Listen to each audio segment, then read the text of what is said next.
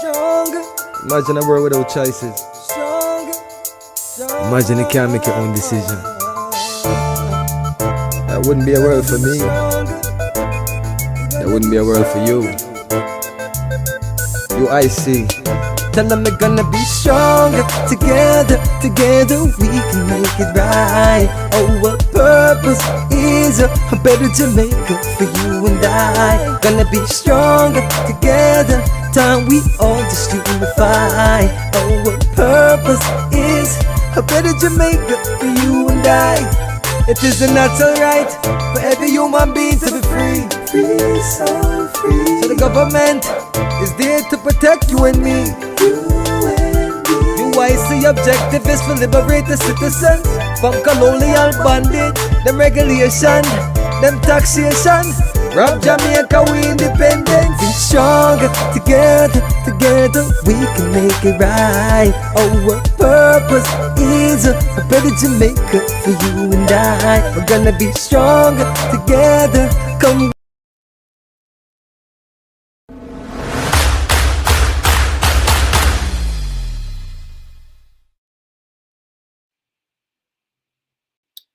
Hello and welcome to another edition of UIC Liberty TV. My name is Douglas Harper.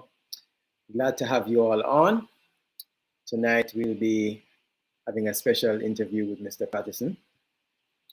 And of course, you know, we're always talking about the issues that we have in Jamaica as it relates to good governance and how the UIC will change that spectrum.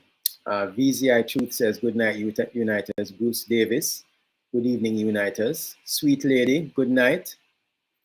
I see you, yippee. Good night, sweet lady.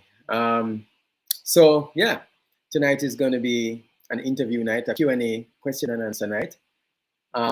Please, guys, remember that we on Monday will be having an event on Heroes Day, which is Monday.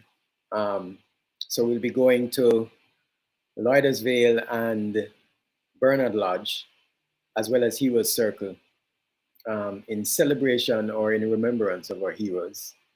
And also to remind us that, you know, what our heroes fought for, you know, blood, sweat, and tears for our freedom. And, you know, unfortunately, what we are experiencing right now in Jamaica is not what our forefathers and our great 5 heroes fought for. So we'll be having an event on Monday, Heroes Day, and we'll be going to Heroes Circle. I think we'll start in Portmore, so we're going to Bernard Lodge first, and then to Louisville, also in St. Catherine, and then going to Heroes Circle after that. So Mr. Patterson is here. We'd love to bring him on. If you have any questions, guys, please direct your questions to Mr. Patterson. You can also call in. So you can call in to the program at 876-293-0812. Right? So good night, Mr. Patterson. How are you doing? Good night, Mr. Arpa. I'm doing quite fine. Happy to be here. Looking forward to the conversation. Yes. I've been following the news and seeing whole heap of chatting go on about land and property. And that's all I'm good for now. Whole heap of chatting. Just chat. And talk whole heap of big talk. But at the end of the day, the Jamaican people are still suffering. Some 500,000 living on the margins and being considered squatters. And of the remaining 80%, at least 90% of them are not living in the quality of housing that would be reasonable. Many have bought some little matches boxes and are paying with their dear lives for these little boxes, because we have a government that does not work for the people, but rather for the PSOJ oligarchy and their colonial masters. Yes. I'm trying to find the video. I saw CVM do an interview last night with was it last night or with did an interview with Damian Crawford for 20 minutes, full 20 minutes. Nice, calm, decent conversation for full 20 minutes. You know why? Because he's not challenging the status quo. Yes, he's saying words that sound like him kind of questioning things, but at the end of the day, he's keeping the status quo.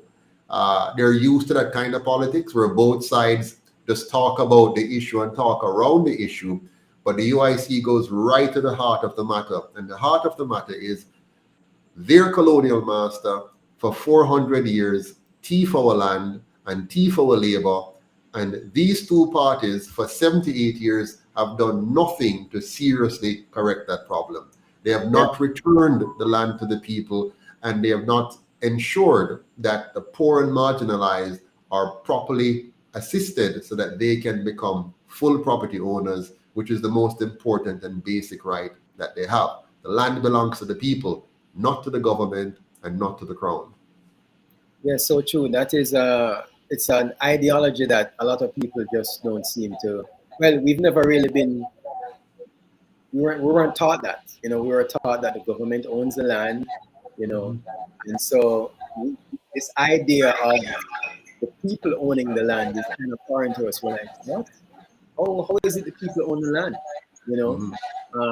But really and truly, this is something, as you said, that has been passed down from slavery. It's now over 500 years. Yeah, 500 years of this, and we have these two parties playing games with the people. I see the Prime Minister now talking. Suddenly, he's awake. He now knows that Jamaica needs to be energy independent. Where learned that from? Where the Prime Minister learned that from? That Jamaica now needs to be. Where were they all this time? It's all talk. As far as I'm concerned, that's all talk. Of course, I feel like it's just going to be like we're going to be able to sleep with our windows open and our doors open. All they're trying to do, Mr. Harper, is to make sure that when the people finally hear the UIC, the people going to say, "Me hear that already." That already, yeah. That is all. So that the people will continue to vote for the two of them and keep themselves, because the people doing it now, the people in their ignorance, that they have kept them in, because they are keeping the people in ignorance.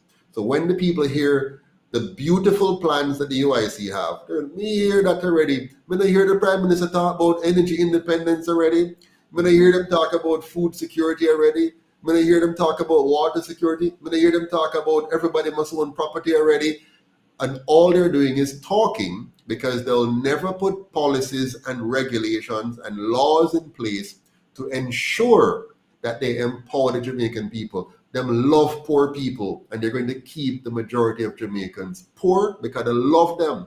They love the people to be poor, ignorant, and fearful, just like the slave masters did. The slave masters love to keep the Jamaican people ignorant, poor, and of course, not having the capacity to challenge them. Yeah, they love that. Yeah. Lady Williams says, this Prime Minister is a little puppet. Yes, he is. He is a puppet. Oh, yeah. Good night, Mr. Patterson. All of them. I mean, even when you see some of them come on and they can talk nice. I watched fully the Damian Crawford interview with CVM, and it's a lovely interview. He's saying many nice sounding things. But why is he in the PNP? Why is he still a part of that which has held back our people? I can't understand it. They all come on, whether it's Damien or Lisa or anybody, they come on and they can talk so nice while they are a part of maintaining the colonial parties. They're giving credence to the colonial parties. They're a part of the policies and programs and approaches of these two parties, which are criminal in nature. And they continue to push these parties forward by giving them their support while coming in the public sphere and talking nice. The nice talk days are over. The nice talk now help the Jamaican people. The nice talk is resulting in their houses being bulldozed, in their children not being able to find jobs, in those who find jobs, the jobs are too low paying, in many Jamaicans not being able to afford adequate health care, adequate education, and spend a lifetime paying off a house that in most cases is not even finished, is incomplete. When you give somebody a little piece of box, there's no bedroom enough for the family. You have one bedroom or so, a little box, hardly a kitchen, hardly a living room, hardly a dining room. It's just a little box. And they're selling them for these prices that are outside the wage capacity of most people. And 75% of contributors will never get a home. How can we call that progress? How can that be Jamaica in 2022 after 78 years of these two parties? Why is it Lee Kuan Yew took 25 years to build such a beautiful country? And they have had 78 years, and we're still having a primitive conversation, backward conversation, as if we're just coming out of slavery, like we just finished slavery and we just are starting out to find our way. We still are talk foolishness. And we have this prime minister who just comes on every day and announces new UIC ideas as if there is. And he knows that the general public not hearing us. The general public are not on YouTube listening to us. The general public is watching what comes out of the Gleaner, what comes out of the Observer, what comes on TVJ and CVM. That's where the general public is getting their general information, or maybe not watching anybody at all. They're busy watching some TikTok videos and having some laughter to cope with the stress and pressures they're under. Right. So they're not paying attention. They're turned off from all of that stuff. My God, man, it's so stressful to think about it. I'm going to play devil's advocate here, sir, and say, yes. And ask, I mean, Damian Crawford, why can't he change it if he takes over the PNP? Why wouldn't he be able to change, the system? He has some really good ideas. Why wouldn't he be able to implement all these ideas that he's putting forward now? Yes. Yeah, he has good sounding ideas. Some of them are actually disastrous if you were to try to implement them. It's like communism. Communism is a good idea. Here's what communism says. We will own everything in common and we'll all be taken care of. It's a very good idea. But it's disastrous because we cannot own all things in common. Because you ever try to run a club yet? Or, no, not a club. Let's say you have a community center. You see them all over Jamaica. They build these community centers and then they give it to the community and say, it is owned by everybody. You ever see what happened to that community center quickly? When it's owned by everybody, it quickly descends into a shell of a dirty, dingy, horrible thing. Now, that's what communism would lead to, because you cannot have everything owned in common. What you can have is a public property that is well managed by the government. Yeah, a public property. Now, Damian Crawford has many good sounding ideas. For example, he talks about rent to own.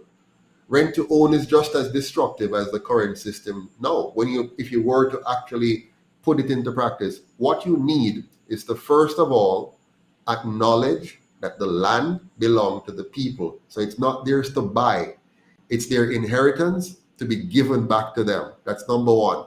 Then number two, now, you need to have housing provided, quality housing, that are built the way the UIC says, as communities, not as some little boxes drop here and there, but as communities with the infrastructure and pieces necessary. They must be fit for consumption, fit for use. And then they must be at prices and structures that the people can afford to pay for over time. They have borrowed our phrase about intergenerational mortgages. They co-opted that one too, but we still hold on to that. And ensure that now they can pay for this over time, but make sure they get it upfront so they can actually benefit from having decent housing immediately. And you have to couple that with a nutrition program to make sure that the children are adequately nourished, an education program that truly educates us to be truly competent, and of course, an economic model that allows the grassroots to fully participate. If you do hodgepodge and pieces here and there, and you don't change the whole complete package that's going to support that system, you end up with Tivoli. Yeah. So you can't just have one thing here, one thing here. It has to be all linked together. And that's why the UIC, when we talk about crime fighting, we don't talk about doing all these gobble stuff that they talk about just so. We have a complete package. Crime fighting includes education. Crime fighting includes an apprenticeship program for young people to leave school and not be a part of the gang. Crime fighting includes a full border control facility. Crime fighting includes a workfare program to get those who have been left out in adulthood of the market, to bring them back in and help them to adjust and get back into the working space. Crime fighting means a top-down procedure that you cut off the head of those who are facilitating and supporting and covering for criminals and even financing them. Cut it off at the top. It's not these little, states of emergencies where you just call a day and you send people in and you do all these massive aggressive stuff that doesn't address the real problem. That's why the UIC has a comprehensive program, and our program will ensure that Jamaica is a Singapore in no time and better. So, Mr. Patterson, the UIC talks about everyone becoming a property owner. There was this question that was asked on, I think it was Facebook. How can everyone in Jamaica be do we have that kind of land? Do we have enough land space to hold the 3 million people, everyone having a property? How is that feasible? How possible? Yeah, and that's because when people talk like that, I understand where they're coming from, right? They're not fully aware. So I normally like to simplify things for people. So here's a simple piece of knowledge. Singapore is 1/15 the size of Jamaica. Let's do the math. Singapore is 1/15 the size of Jamaica, which means there are at least 15 Singapores can fit in Jamaica. Now, Jamaica has 2.9 million people, call it 3 million. Singapore has nearly 6 million people. Let's call it 5,500,000, right? So roughly 6 million. So if you take 6 million people and you multiply that by 15, Jamaica is able to hold 90,000 persons. Sorry, 90 million. 90 million. You see that? Remember, we are 15 times the size of Singapore. That means if we were to replicate Singapore in its entirety, which we won't do that. But if we were to replicate Singapore in its entirety, we could hold 90 million people in this small country that we call Jamaica. Okay? We're little, but we're Talawa. This is a very big country relative to Singapore. On top of the fact that we're a bigger country than Singapore, we have far more natural resources than Singapore. Our land is more fertile. We have more land. We have water. Singapore imports water. We naturally have water in abundance in this country. Poorly harvested, of course, poorly managed, of course, poorly distributed, of course, but we have it nonetheless. And we have beautiful lands. Some people say Singapore is flat. That doesn't matter.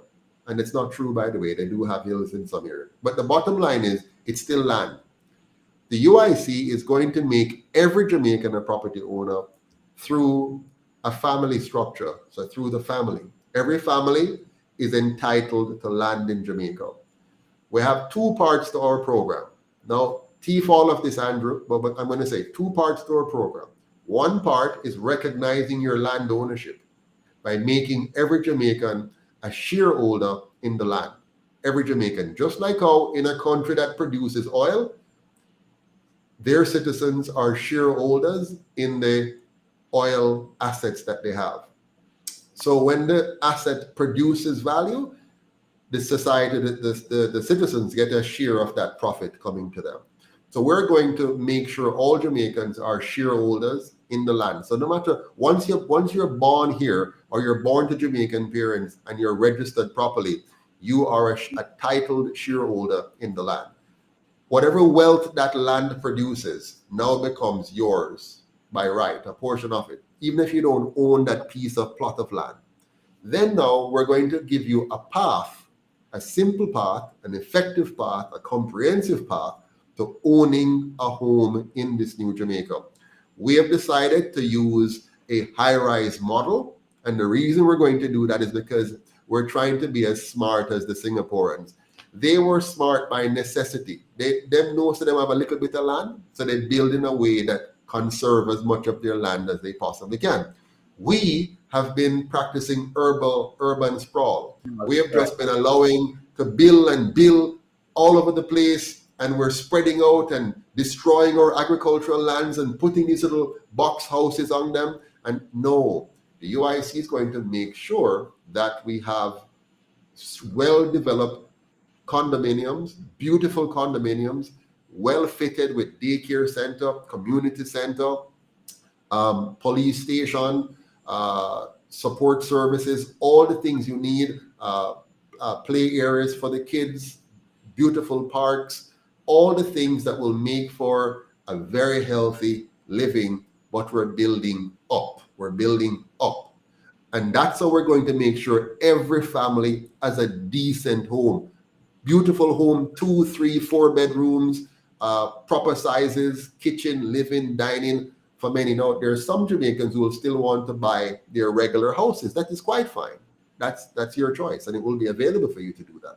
But for the mass of people who will never be able to own a home under the current system, we're going to give them something they would never be able to own under the current system, a complete home that they can turn their key in and go in, and it's pretty, and it's clean, and it's well maintained and well managed.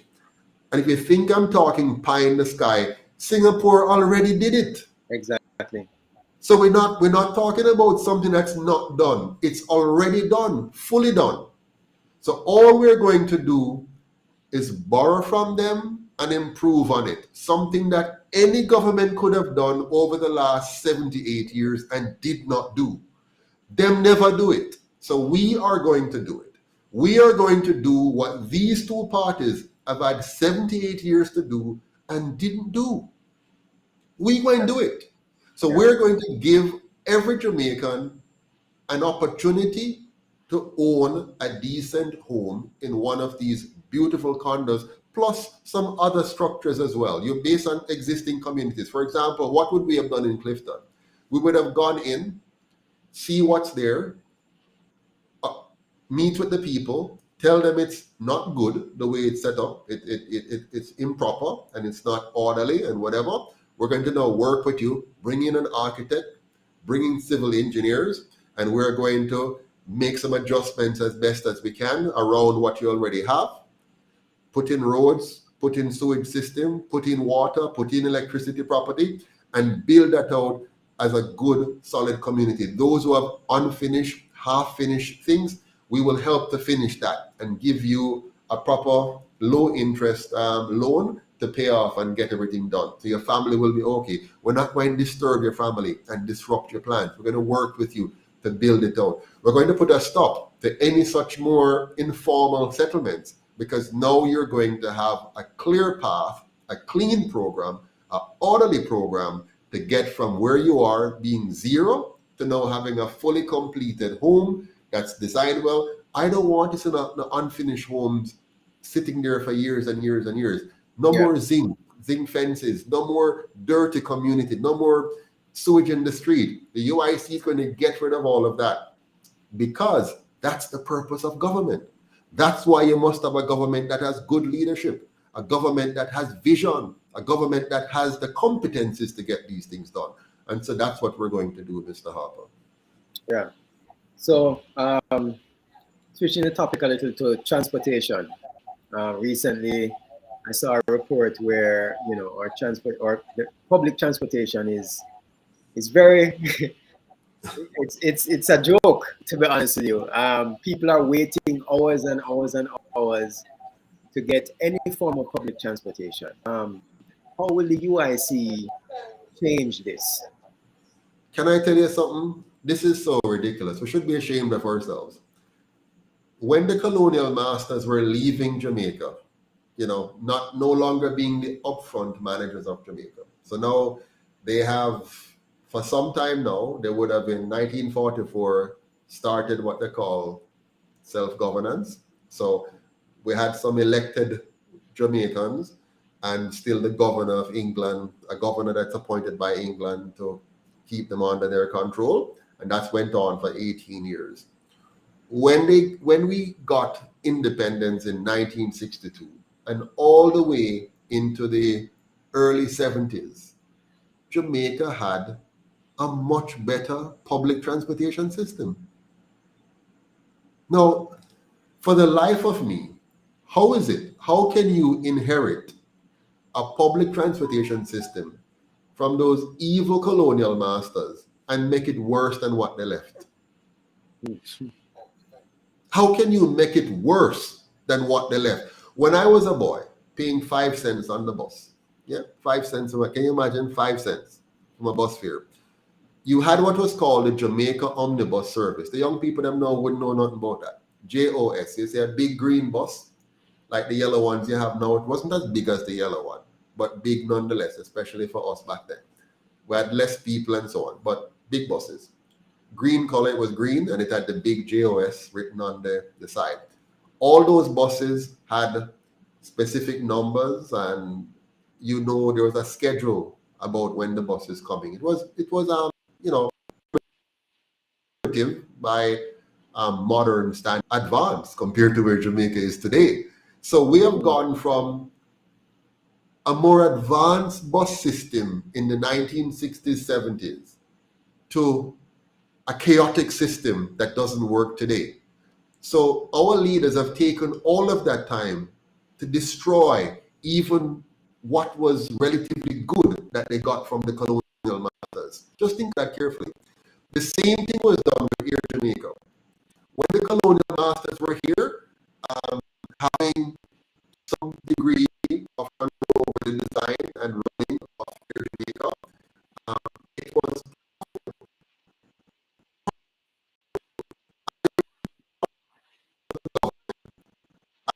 No, Mr. Patterson, you're breaking up.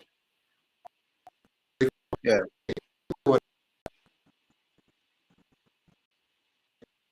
The signal is low, so I'm going to wait until it comes up a little. It's gone down to 1 bar now. Let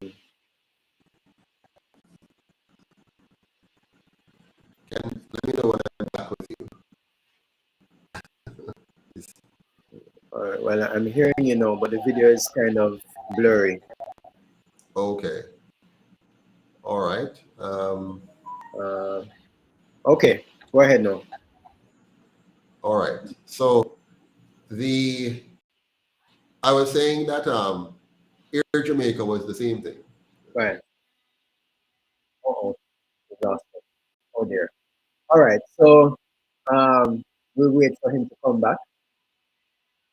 Abinad Adams says, I remember the JOS as a child.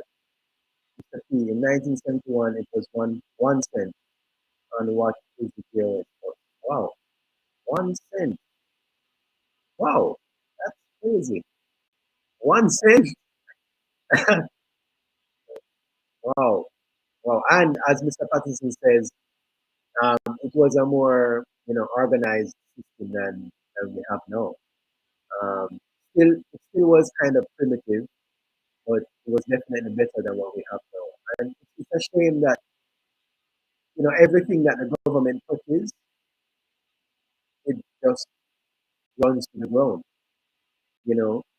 Patterson was going to talk about Air Jamaica and how the government just ran Air Jamaica to the ground. And it's just sad that we have leaders that really don't care. I mean, if you just look on the history, we have leaders that really do not care, really don't care about providing any kind of proper service to the people of Jamaica. Yes, Mr. Patterson, you're back. Yeah, man. I always have these interruptions, but I think you get the point. So I spoke about JOS. So we've actually gone backwards. We've gone backwards in our public transportation. We have not built on even what the evil, wicked colonial masters had. As a matter of fact, I'll tell you something. Apart from the racism and classism of the colonial masters during the time when they operated Jamaica, and where they really were running, they were running a slave economy, but calling it a free economy back then. Mm-hmm. But they put in place structures and institutions to make Jamaica pleasant for themselves. And while they made it pleasant for themselves, some of that pleasantry would fall down to the rest of us. Right. Now, I would think that when our leaders took over, the least they would do is to keep what is good and keep building on it and improving. But what I've seen them done is to destroy many good things. Now, to be fair to them, they've also brought in other things. For example, they brought in better attempts at getting more of our children to attend school. They brought in adult literacy program to help many adults who couldn't read to learn to read, the Jamal program and so on. So there are some good things done. But in totality, I'm talking now, in totality, they have gone down rather than up. And they have failed. So we lost Air Jamaica because they couldn't manage it. We lost our public transit system because they couldn't manage it. We built an education system that, though it is free and accessible, it is generally poor in quality and has consistently been failing more and more Jamaicans over the years. As a matter of fact, they have consistently failed 70% of our student population every single year. 70%. You cannot build a great country if you're failing 70% of your students every year. And those who they're passing, for the most part, and I hate to say this because some people may take, offense. For the most part, those who they're passing are artificial passes. They're not, for the most part, true passes, because what you have done, they have watered down the requirements. So, for example, back in the day, when a student passed 7 subjects, you really passed 7 subjects because you had to, all of your passing was done in the examination room. Right. So when you walk in there and you did a physics exam, like I had to do back in the day, your entire grade is based on your ability to perform in that physics exam. So when you get, I did GCE for that. When you get a B or a C or an A, it is really a B, a C, or an A. Today, a student goes to do their physics exam. They had done previously what they call an SBA. God knows how they get the grade for the SBA. God knows how many acts of plagiarism that took place, whether or not they paid the teacher to give them a higher grade. We have no idea. But for whatever reason, they go into that final exam with an SBA result of 98%. And then when they do the actual exam now, they need very little in order to get a passing mark as the final. So you might have a student who really did not do the SBA properly or very well, haven't really learned anything or mastered anything, but they get more than half of their final grade already procured through that fake or fraudulent process. I'm only saying this because I'm pointing out that you may now have many persons who think that they're educated, running around, saying they're educated. I have 13 subjects, I have 12 subjects, I have 11 subjects, but then they cannot do well in university or college. And we have seen that. The university and colleges have watered down their program. It has shifted from competency and outcomes to money. If you have money, if you can borrow enough money to get in, then you'll get in. And you'll run through a mill and you'll come out and you'll say, I have a degree in engineering, I have a degree in economics, I have a degree in accounting. But when you're put to the test, you can't actually perform. And that is something I have seen and witnessed here since I've returned to Jamaica. Yeah. Many persons walking around with degrees and are as incompetent as ever. How did they make it through high school and have 13 subjects and then make it through university and get degree and still are so incompetent? And it's them, the people that we have in our government today, some of them. You understand? Yeah. So when do we go live? Asking, where is Abs? We're about to go live with Abs. Devereaux, know yourself. Where is she? I haven't seen her yet. She's not on yet. All right. So a question here, Mr. Patterson, quickly.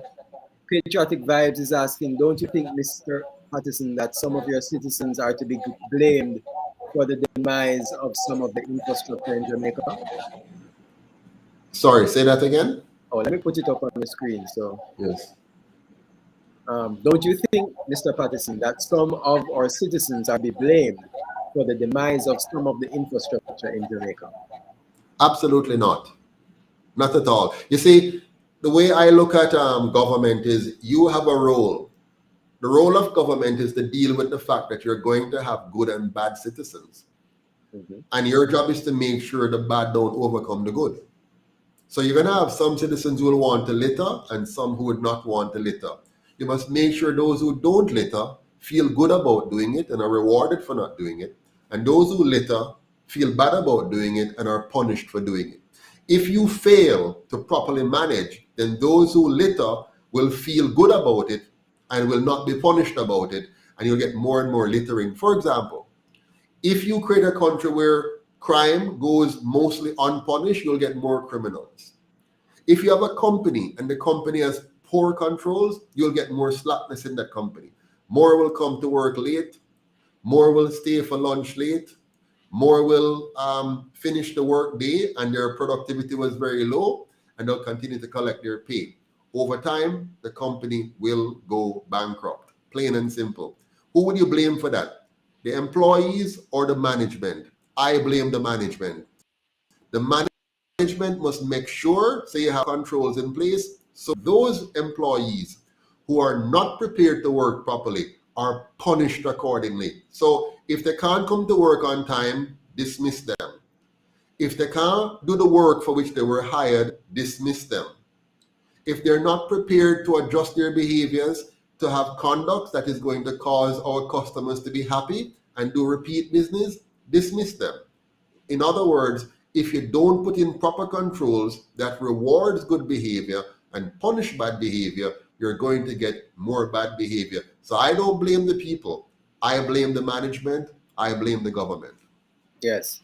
And I mean, as you said, the buck stops with the management. You know, at the end of the day, they are the ones who have been given the mandate to guide and direct the country. All right, another question here from Lady Williams. Mr. Patterson, if the Jamaican people should come together and sign a petition to remove this government, would that be enough to get the old criminals out of power before the next election? No, it will not, because who will you be petitioning? You cannot petition the government to destroy itself. It will not. The two political parties, no matter how low the voter turnout is, they're happy to continue. They and the PSOJ and the colonial masters are happy to keep Jamaica where it is. So who are you petitioning? Are you petitioning the King of England to say dissolve the parliament? Are you petitioning the parliament to say dissolve yourself? Are you petitioning the PSOJ oligarchy that funds the two parties to say stop funding them and let them die? The best petition we can send to the government of Jamaica is a petition where we go to the ballot box and vote for the UIC. And the way to have that done is to make sure that all of us come together and have 228 candidates that are properly funded by us, have 63 candidates for the general election that are funded by us, and we in turn join volunteer and donate, and then go and vote, so that in the end we will have a UIC government. That's the best petition. So let us petition ourselves by getting ourselves organized to remove these two parties from power and give ourselves a fighting chance to create a new and better Jamaica. So that's the goal. All right, okay, so how's it going with ABS? Anything from ABS? I'm not seeing anything. Let me check my thing here, see if I'm not seeing anything at all from her. All right, do you have a contact for her to reach out to her to see what's going on? Yes, I will contact her. While I'm contacting her, there's another question that popped up. Or you want to answer something else? I was going to respond to D that says, she paid £100 for dropping a cigarette butt in, I guess, in England, and that's good in the UK. Perfect. I was driving the other day along Hope Road. My wife and I were heading up to Devon House, and I was driving and I saw a fellow drink a juice and was eating something, and he just walked and he just dropped it on the road, and I blew him. I honked my horn and got his attention and called him and said, "Well, man, no litter the place, man. Take up the stuff now." And him said, "Man, not litter the place. A garbage over there, so." I said, "No, man, there's no garbage." I said, "That's not a garbage bin. Take it up, man, and carry it to somewhere." And him say, "Look over there, and I see a whole heap of garbage over there already." I said, "Yeah, but I'm a garbage bin, boss. Take it up." And him just say, "All right, boss, cool." And I thought he was going to take it and him just walk past it and go about his business. Why he did that? Because there are no consequences. He wasn't even looking around to see if anybody going to see him and say, "Here's a ticket, a fine for doing this." No responsibility, no accountability. And yes, I know the politicians when I say the people are nasty. No, the people are a reflection of their leaders. Yeah. The people are, every nastiness you see in Jamaica is a reflection of a nasty government because they condone it. They allow it. Look at election time. At election time, they encourage all kind of slackness. Andrew Holness will now go and lock up people for doing various things. But at election time, you will see his people hanging out of buses, zigzagging in the road, doing all kind of things, disturbing the peace, all kind of stuff. And it's okay for them. But then when it suits them, they suddenly want to clear off people off the sidewalk who are disorderly. They want to lock up somebody who tried to open a gate when they shouldn't have. When they themselves have broken all the rules. All these two parties, everything that they may try to lock you up for or punish you for, they have done all of them in one form or another. I'm hearing a background noise coming Sorry, from here. that's me. Sorry. Yes. So is she ready yet? Is she on? Still not on. I sent a message, but I haven't heard back from her. Well, we continue with our program. Sorry about that, guys. We're waiting for This Is Abs, but she's not yet on, so we will continue with our program. Let's take some more questions or comments. What are some of the ways to remove a prime minister before their full term? Well, Jamaica does not have any mechanism to remove, for us the people, we the people outside, to remove a prime minister before their full term. There's no recall process here in Jamaica.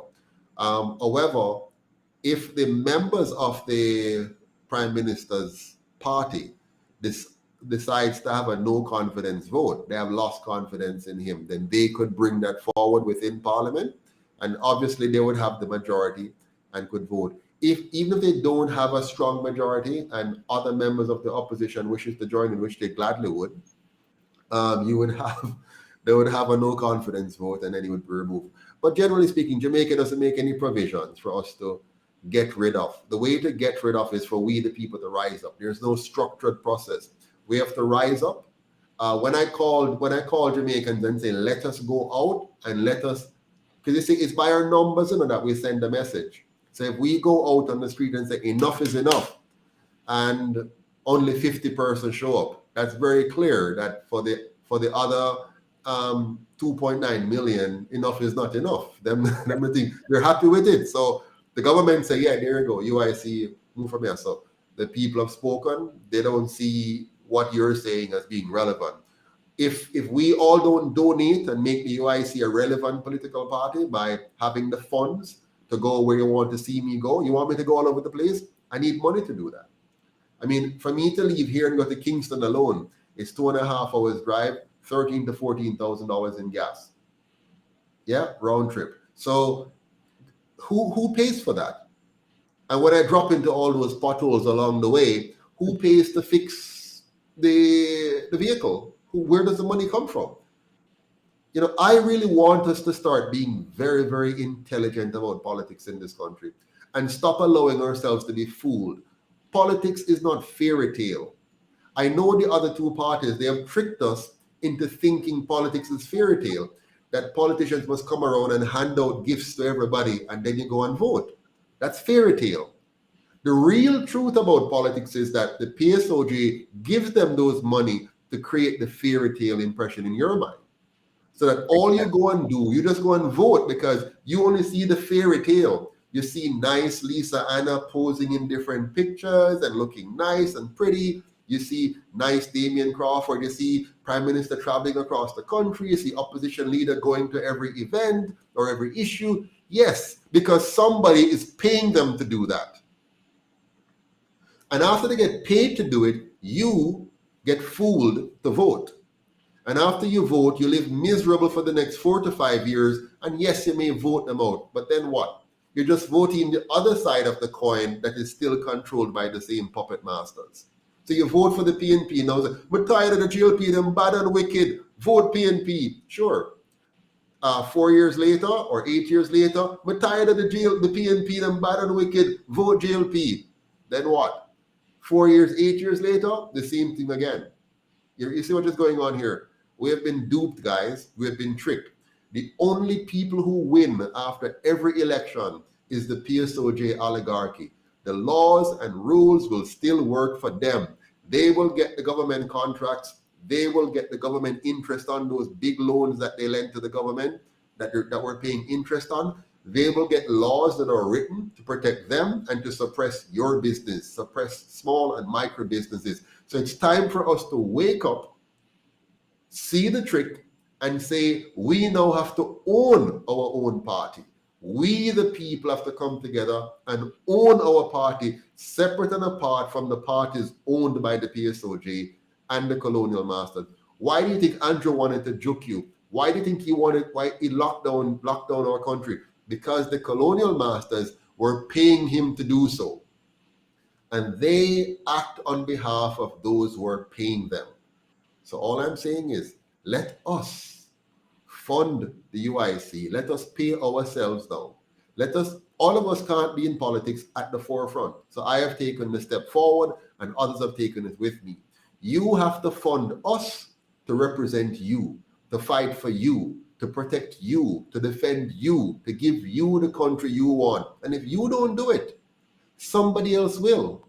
Somebody else will pay the other guys to represent them, to do what them want, and to do it to us. And we can always sit there and hope and wish and pray that somehow the situation changes. It will never change until you change and until I change. Well said, Mr. Patterson. Question here from K. Watson. Can the opposition call a referendum for the resignation of Holness or not, for his reckless handling? No, the opposition cannot call for a referendum. The way our governance work, a referendum needs a 2/3 majority of the House. So they would have to be voting to destroy themselves, which they'll never do. Yeah, they're never going to come together and vote to destroy themselves. You have to destroy them.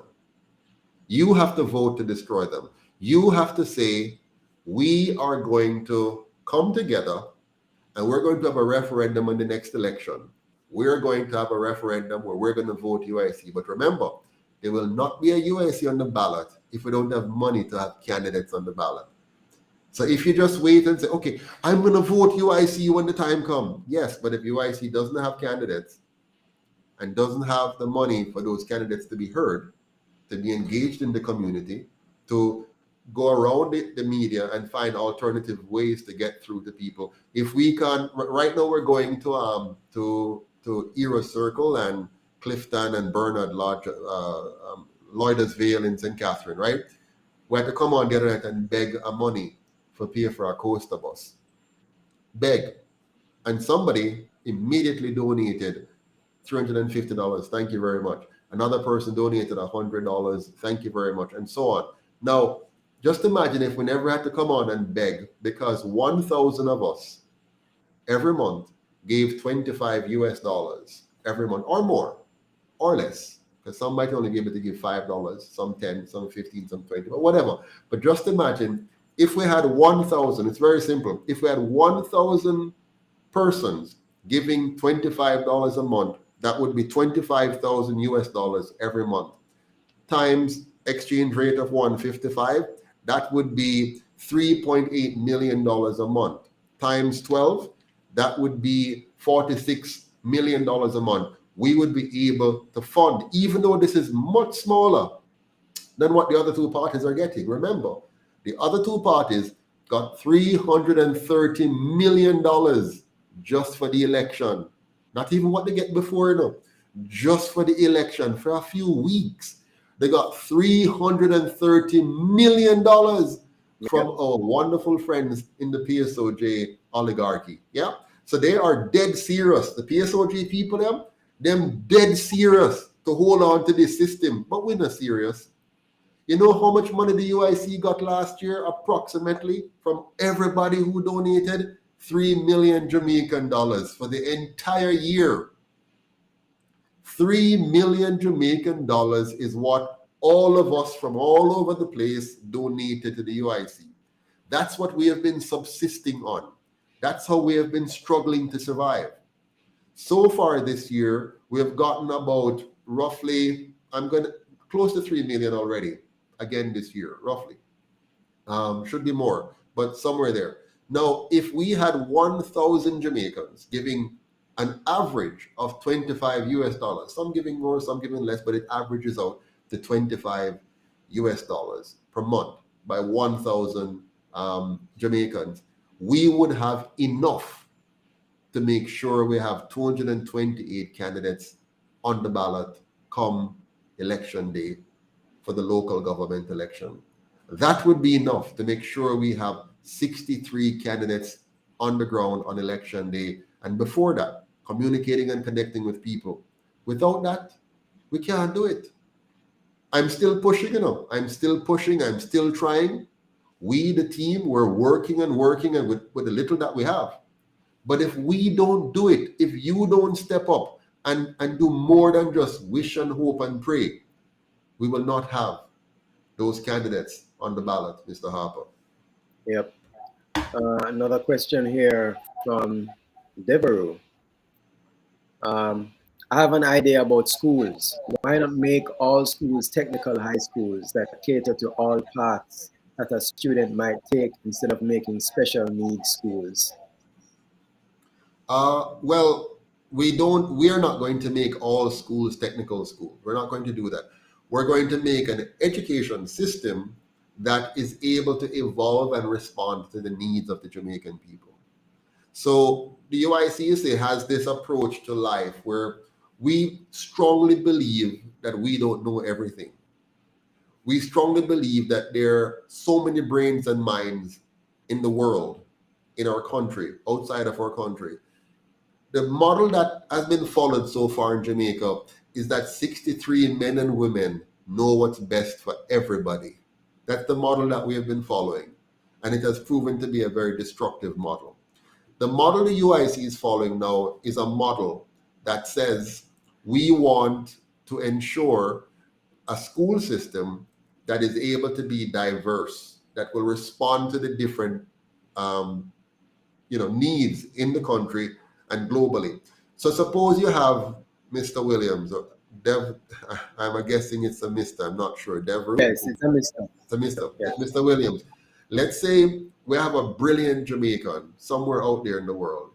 We get donations from as far as Australia. Let's say we have a brilliant Jamaican in Australia. We also get donations from Japan. Let's say we have a brilliant Jamaican in Japan.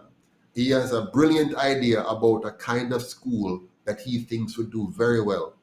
I want him to be able to come home and start that school. Even if he doesn't come home fully, and he has the money to invest and he can organize the people and start that school. It may be different from whatever you and I would think of. It has different compartments, different arrangements, things that I can't even imagine right now, because it's going to be innovative, it's going to be creative. And he has a government that facilitates him being able to come here and do that. And guess what happened? He sets it up. He calls it the Devereaux Williams School.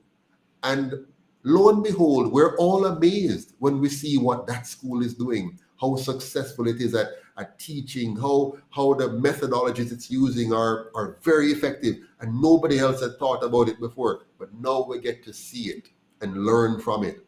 But suppose we continue the model we have now, the monolithic model, where some 45 politicians or less, controlled by one small group of PSOJ oligarchs and outside forces, colonial powers, get to put one path, one primary path, one basic curriculum, and stick that into everybody and say, this is what you must do. And we lose out from learning from all the other bright people in the world. I want to hear from and see the products of all 6 to 7 million Jamaicans here at home and abroad. I want a country that allows the genius of all of these people to come forward, and not a system which says, we know everything that's best and we're going to lock us into this only path and no other path must be allowed. We want to have an open society, a democratic society, if you will, a free society, one that allows us to learn from each other and build on the shoulders of giants in every single industry or sector. All right, so Maurice is saying, I received my 2 shirts. Thank you very much. You're welcome, Maurice. He needs 50 buttons more. All right, so question from the BAU.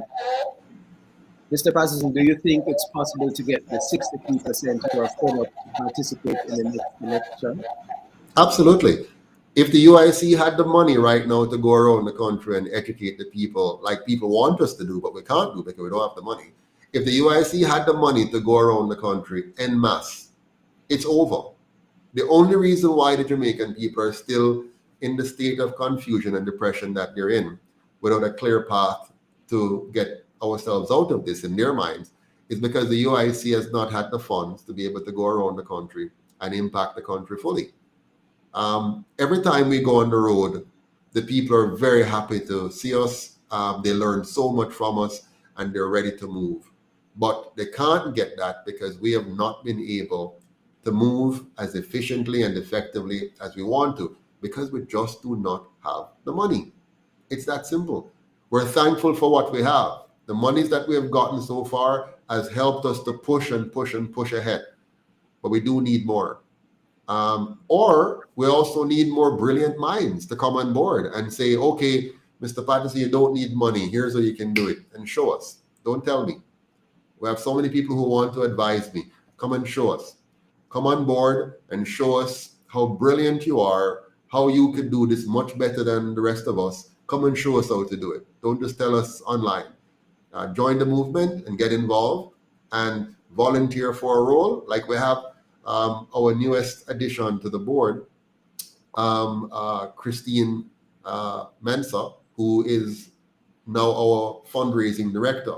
She's going to show us. She's an expert at fundraising. She has a very strong resume.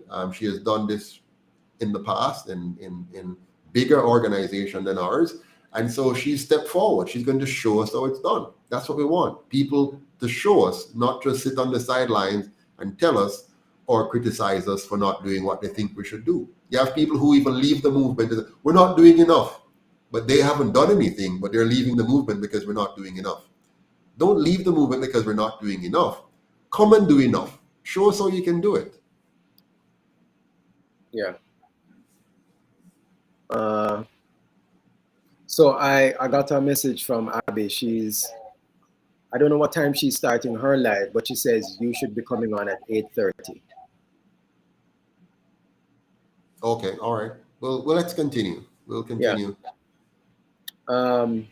Okay, so Alex Baxter says that's why you need to answer the Instagram messages. What is he talking about? Alex, Alex, call me now. Alex Baxter. Obviously, there's something that is not working for you. Give us a call, 293-0812, 876-293-08. Anybody who is out there right now who you have heard something that doesn't make sense to you, or you want to clarify something, or you want to challenge me on something, please call at 876-293-0812 and let's have a talk. Next question or comment, Mr. Harper. Comment. Someone says UIC all the way. Let me bring it on screen. UIC all the way got discouraged and lost track when Mr. Patterson gave a lame excuse for not standing by the teachers on their protest, just trying to catch up again. Okay, uplifted. You know, when you get comments like those, what does that mean? What is the lame excuse that was given for not standing by the teachers? What does it mean to stand by the teachers on their protest? What does it mean to stand? The UIC stands with all Jamaicans who are protesting bad governance. What does it mean to stand by the teachers? Does it mean running down to the teachers' protest and pushing myself up in the front of it without their permission? Risking the teachers saying, this is not a political statement we're trying to make, we don't come and mess up and mix up in our process. You know, we're very respectful, you know. When we have a protest, we tell people what the parameters are, and we say all are invited and whatever it is. If the teachers or the nurses or the doctors or the garbage men or the taxi drivers are having a protest, if they do not say they want us to be a part of their protest, we're not going to just go and push ourselves in front and try to hog the mic. Everybody in Jamaica who knows about the UIC knows that we stand for good governance. We stand for fairness. We stand for equity. We stand for our teachers being compensated properly. We stand for a good education system and so on. So what does it mean giving a lame excuse for not standing by the teachers? We stand by the teachers. And I've said that over and over. But what does that mean? It means the UIC has an answer for the teachers, for the education system, and it's very important that we understand what that is and not simply say we show up at a protest. I personally am not going to just show up at anybody's protest. I will never do that. If they invite me, I'm going to go there. Again, of course, if I've been invited to protest, I have not gone to. Because if it's not appropriate, if I don't fully understand the reason for your protest and what you're asking for, and it makes sense to me, then I'm not going to go. But generally speaking, if I'm invited to a legitimate protest, I'm going to attend. All right, Devereaux asking another question. How will the UIC convince the people that we are not scammers? I feel the people will donate if they are confident. Devereaux, how do you suggest we do that? The UIC currently, we publish our financials. By the way, the UIC is a registered political party which must submit to the ECJ, the Electoral Commission of Jamaica, audited financial statements every year. You should know that if the UIC is doing anything untoward, the ECJ, which is fully controlled by the other two parties and has no representation from the UIC on that body, would look for every opportunity to discredit the movement. You know that. So I'm not sure what else we need to do. We come on to these platforms, we lay bare our financials, we show everything. The UIC is the most transparent party in the history of Jamaica. There's no other political party that has been as transparent as the UIC. So with all of that transparency, if people want to still believe that we're scammers, there's nothing we can do. How are we going to help them? If we show you our financials, if we submit audited financials every year, if we answer any questions you ask about our financials, if we come on and do programs after programs detailing our financials, how much more do you want us to do to convince you that we're not scammers? Next question. Yeah. Have you ever thought of, from K. Watson, sorry. Have you ever thought of an onboard system to register new members while you are traveling on the road? I get to understand that a lot of people don't have Wi-Fi. We do have a process that we follow when we're on the road. We always register people on the road. But thank you for that. We'll look at the process more closely and see if there's anything else we can do to improve. A lot of persons may not have Wi-Fi, but a lot of persons do.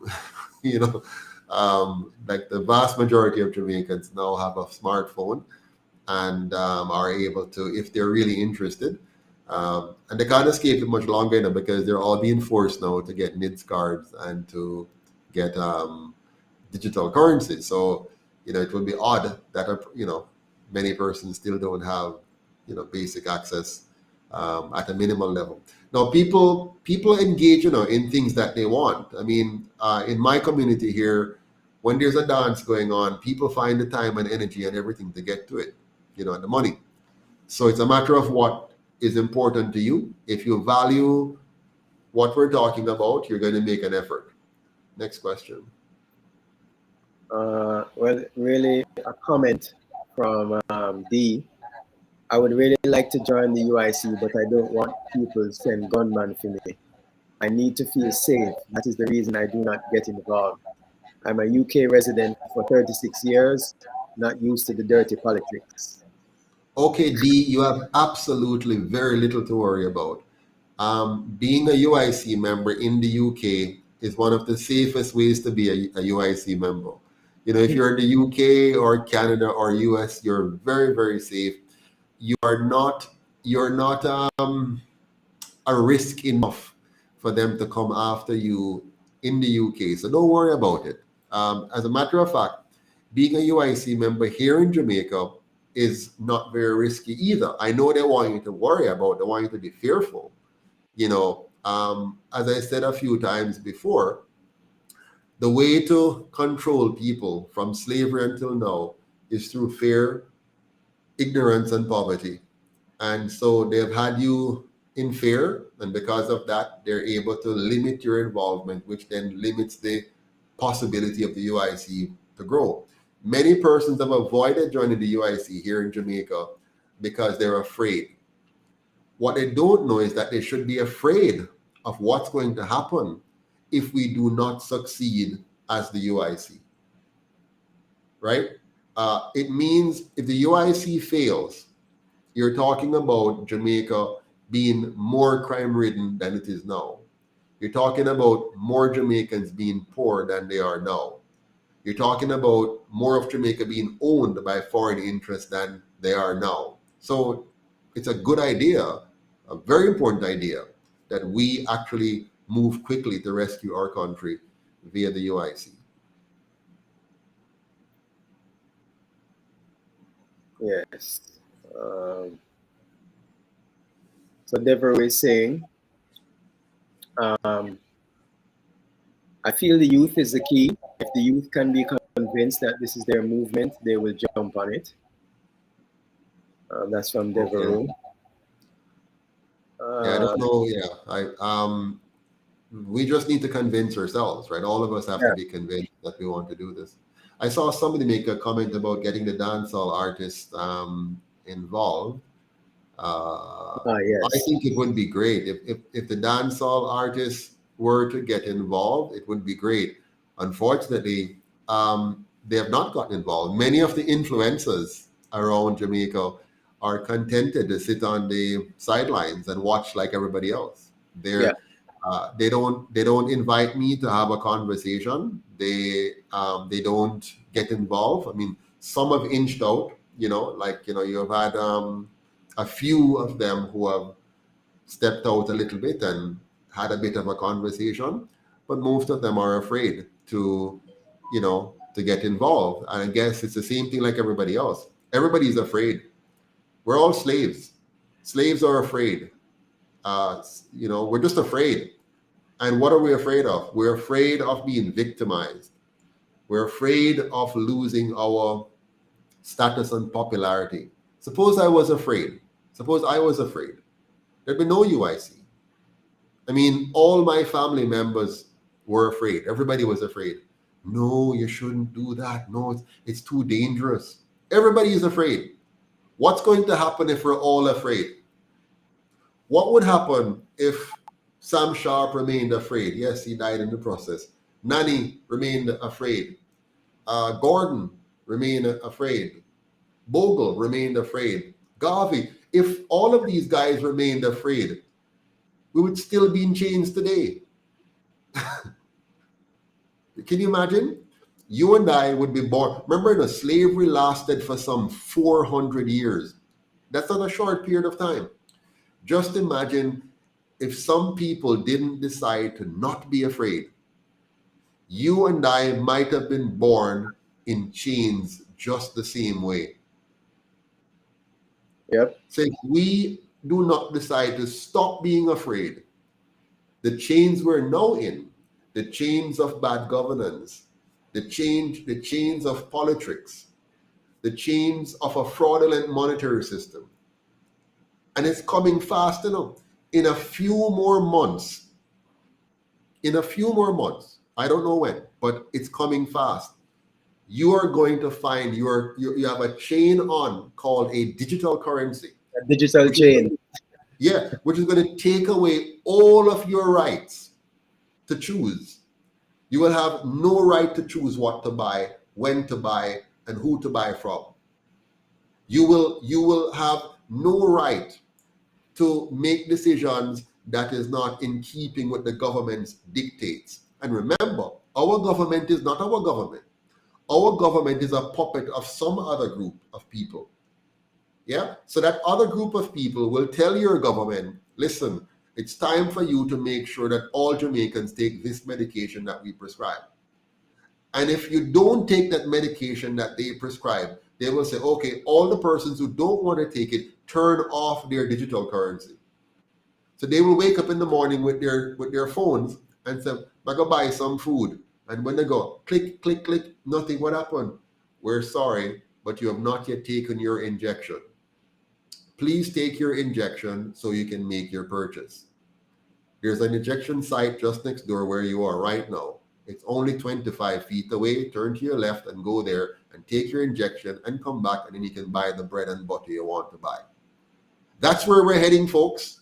Yep. And unfortunately, many people are still sleeping. They're going to wait until it is too late. Then they're going to say, oh my God, we should have listened to those UIC people and take back our country. Now you're going to have to fight harder.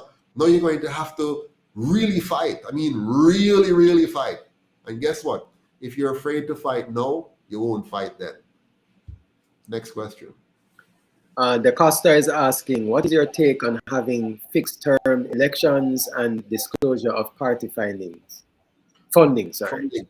Well, party funding must fully be disclosed, but they're doing some of that right now. The disclosure doesn't change anything.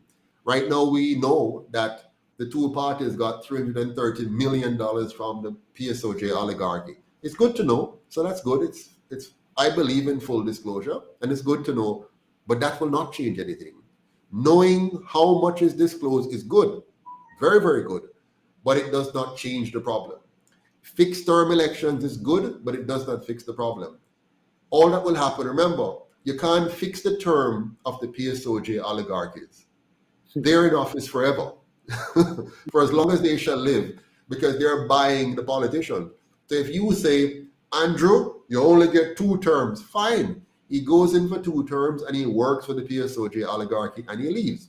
You say, Mark, you only get 2 terms, fine. Mark goes in and he works for 2 terms for the oligarchs and he leaves. What has changed? It's time for us to go deeper than these surface solutions they give us to have conversations and debates about, instead of getting to the real problem. The real problem is that our system is fraudulent. The 2 parties are funded by one primary donor source to do the work of that source. The UIC has a true solution, 100% public funding of candidates, irrespective of your party or no party. So now we've removed the party control over the candidates. We've removed the PSOJ control over the candidates. And the candidates now are all funded equally, not in money, but in kind. So they all get access to radio, all get access to TV, all get access to the internet, all get access to town hall meetings, and all get access to debates. Structured, simple, inexpensive, transparent, and completely accessible. So whether you're rich or whether you're poor, nobody has any more financial advantage over another person, and nobody is beholden to the rich and powerful for having been elected. So when they're elected now, since they're only beholden to the people who elect them, they can focus on representing the people who elect them instead of trying to play the game of looking like they care for the poor while working for the rich.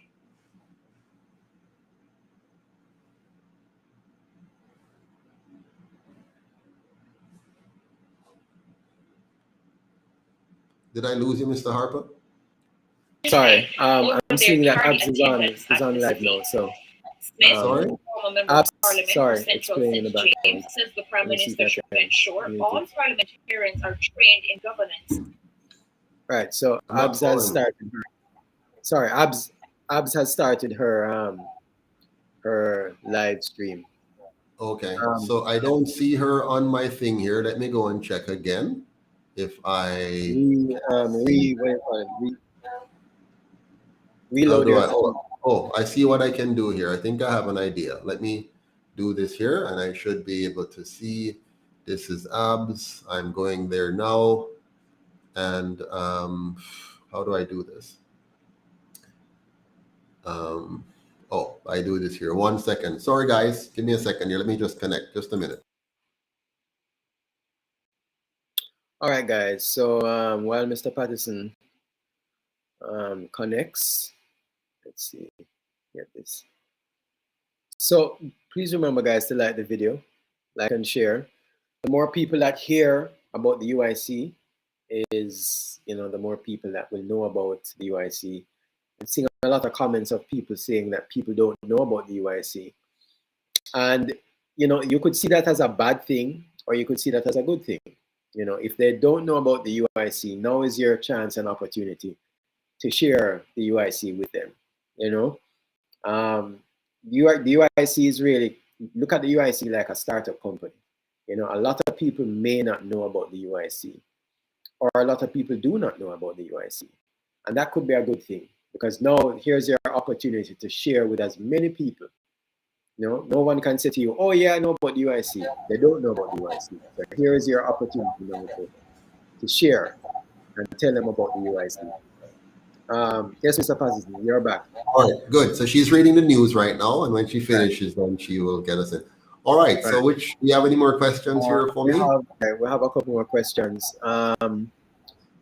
Relaxation Music says, or is asking, what are the qualifications to run for a seat in Jamaica? All right. Currently, the qualification is that you are of the appropriate age, and that you are a citizen of Jamaica, and that you have ordinarily resided in Jamaica for the last 12 months. That's it. There's not even a requirement that you can read or write. That's crazy. No, the UIC's approach is very different. For us, our system is going to be different. Our system is going to require that you pass a good governance exam, that you take a course that shows that you understand and have the competences to truly represent your constituents and participate in the whole, process of lawmaking and governance and so on. And then with that, you have to demonstrate that you have some nominees that are willing to give you their votes. You go, around your community, you get that, and so on and so forth. So we have a much more structured system. Give me 1 second. I'll be right back with you. Sure. Question from K. Watson. It's saying, can you please keep the website on screen? Viewers are still asking how to become members. All right, so you can go to our website. Let me find why isn't this, Right, so you can go on our website, www.uicjamaica.com, and register to be a member.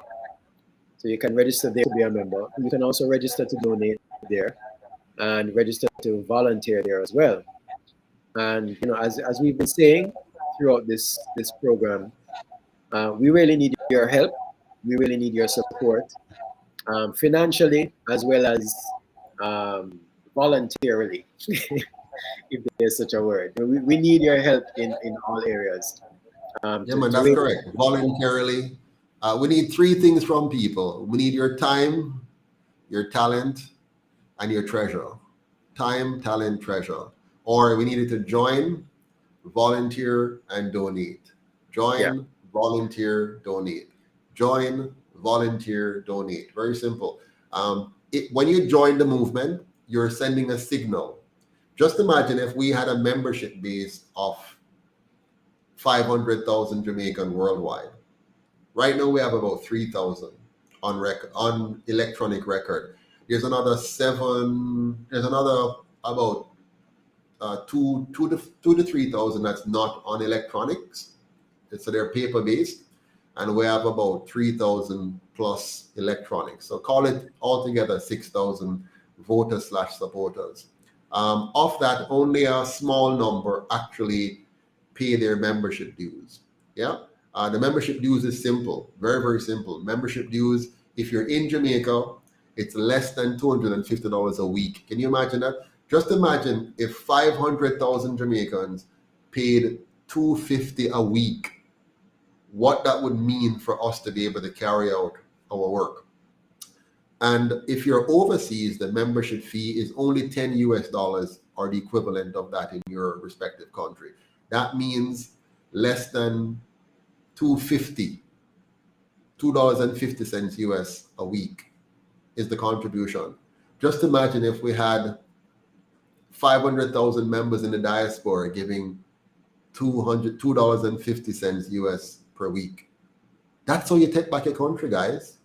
That's your vote. Every dollar you give to make this movement fully available, fully financed to do the work for you is a vote for a new Jamaica. You don't even have to come to Jamaica to physically vote, even though you want that. But you don't even have to come. Every time you donate, you're voting because you're helping us to reach voters here in Jamaica.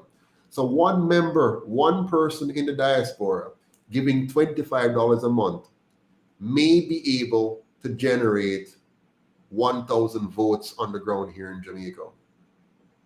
So you don't even come in now. You're there and you're giving $25 a month or $50 a month or $100 or $5 or $10. And you are helping to cause people here to vote for the movement. That's how powerful it is. If you see how they do it in other countries, the people just get crazy, man, and say, we want change. They get really aggressive. We want change. And they get up and go for it. They don't say, we want change. Let me see if change is going to come. Let's have a prior meeting for change to come. Let's have a hoping session for change to come. No, they get up. They get excited. When I came back to Jamaica some 11, 12 years ago, I was on fire. Well, I still am. I'm still on fire. I want change in my country. And I want that fire to become yours. I want that fire to well up in you. I'm tired of this. Enough is enough. Let's do away with this PNP and GLP dichotomy, this trickery, this division, this distraction, this systematic stealth-like extraction of our wealth by some wicked people hiding behind jacket and tie and stocking and heels. Let us say enough is enough. Get excited, get engaged.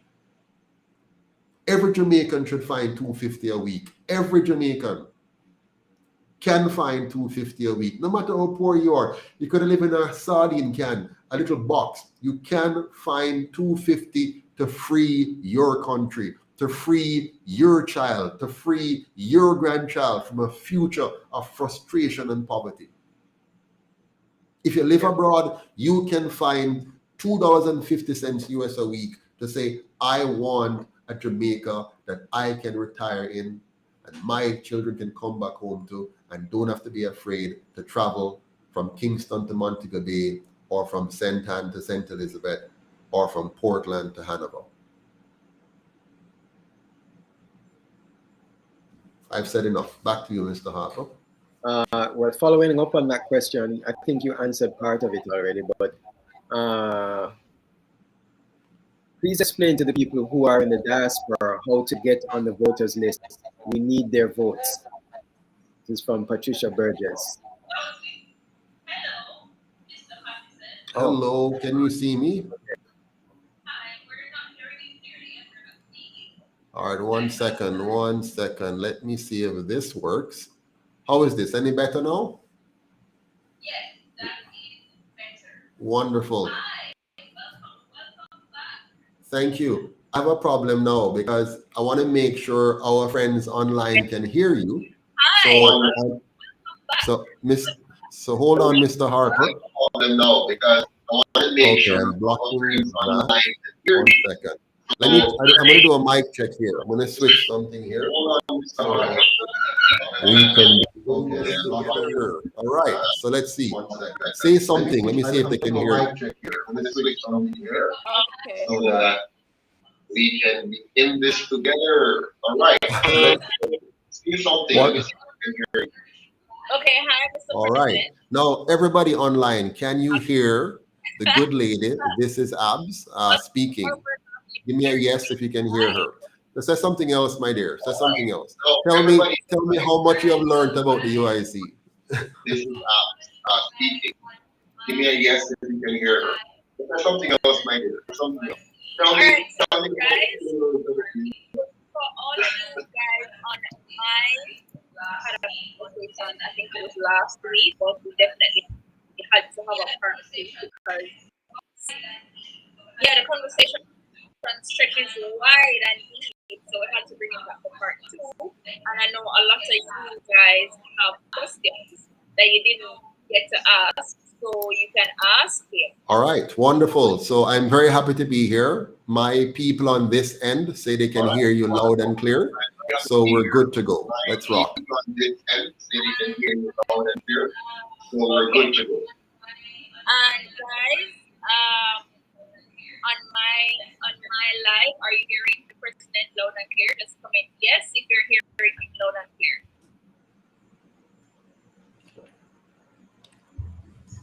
Okay. All right.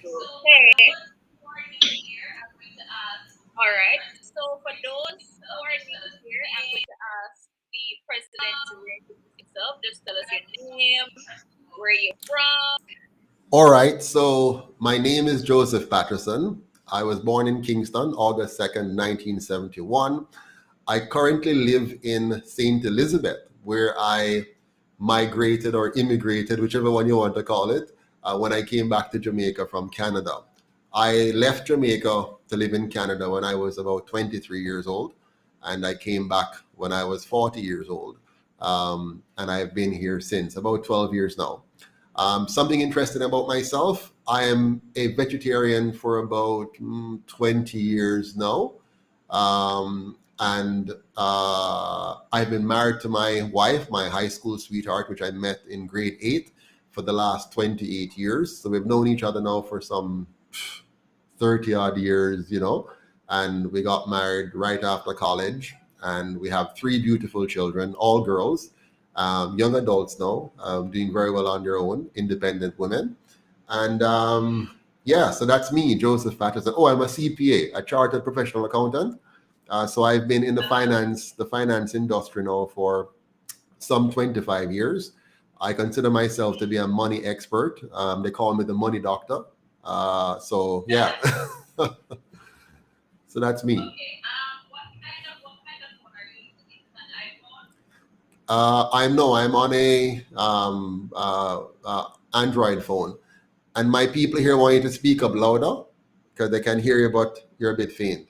So lift the volume. The thing is, your phone keeps vibrating and it's really loud. So you might have to put it on silent and it does not vibrate, or if it's an iPhone, you can't do not disturb. Okay, let me see if this will help. I think I know what's going on.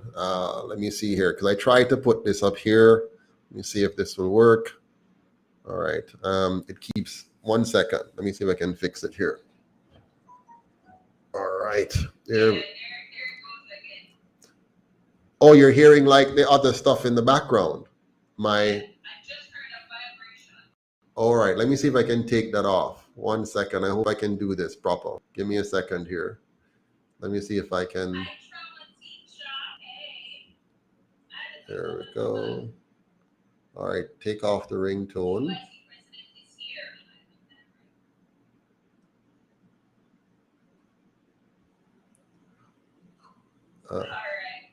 All right, so here we go. I think that's now working. Yes, turn the picture. 1 second.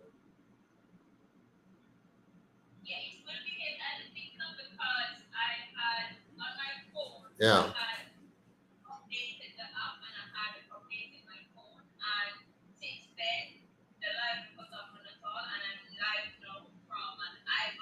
Mm-hmm.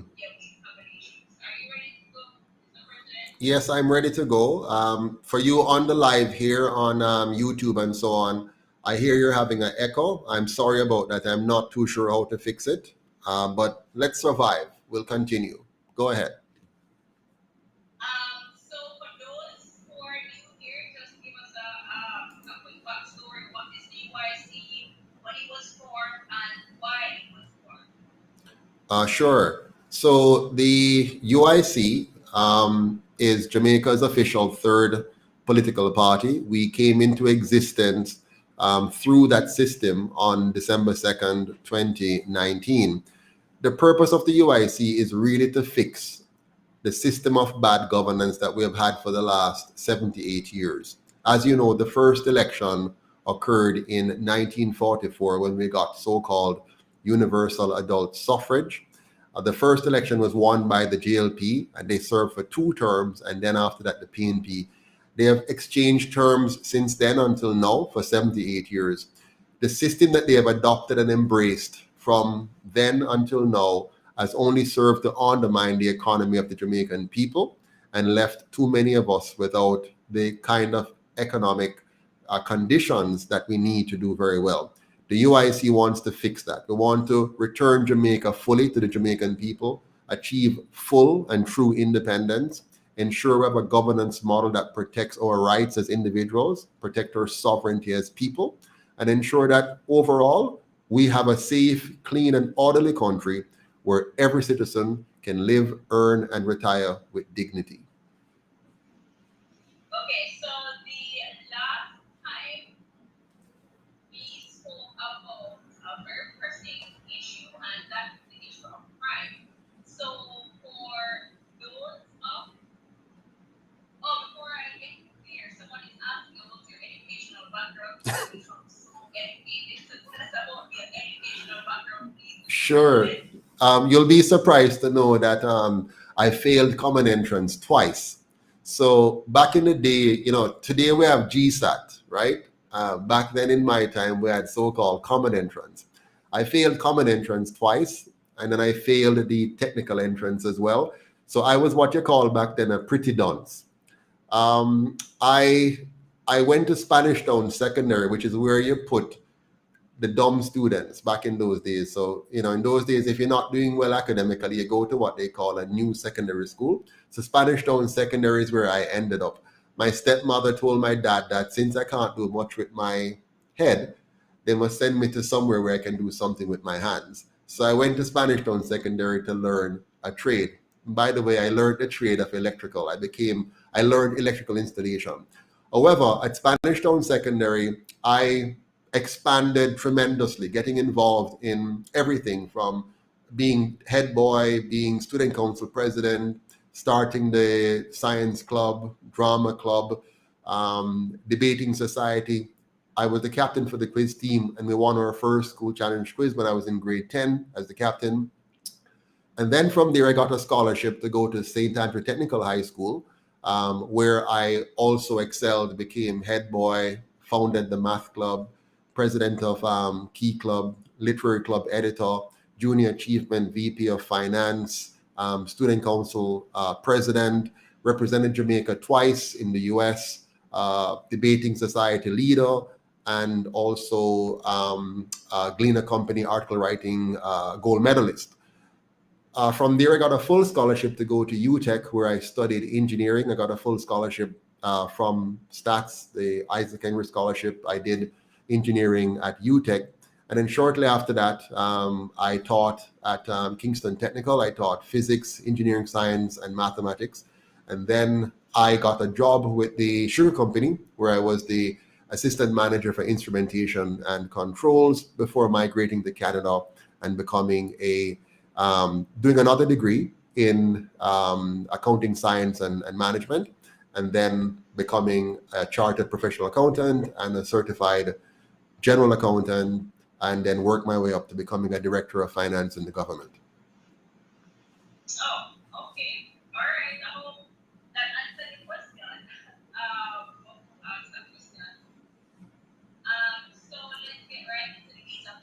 Mhm. Some people are here on my life for the first time, or they weren't here for the first conversation that we had. So one of the most pressing issues that we're dealing with now as a country is the issue of crime. So I'm going to ask you again to tell us about the crime plan at the UIC and how does the UIC plan to tackle crime? Yes. So the entire UIC manifesto is about solving the problem of crime. Is about solving the problem of crime. Because you don't solve crime by simply declaring states of emergencies or calling an area zone of special operations. The way you solve crime is by, first and foremost, having a system of governance with appropriate checks and balances to prevent corruption. Corruption is a key driver of crime in Jamaica. In fact, it is through corruption why politicians were able to bring guns into the country and give these to people and create garrison communities and create dons in those communities and give them government contracts so that they could have the monies to create voter enclaves for them. So political corruption is the heart of the crime problem. That's number one. So we're going to approach crime from two angles.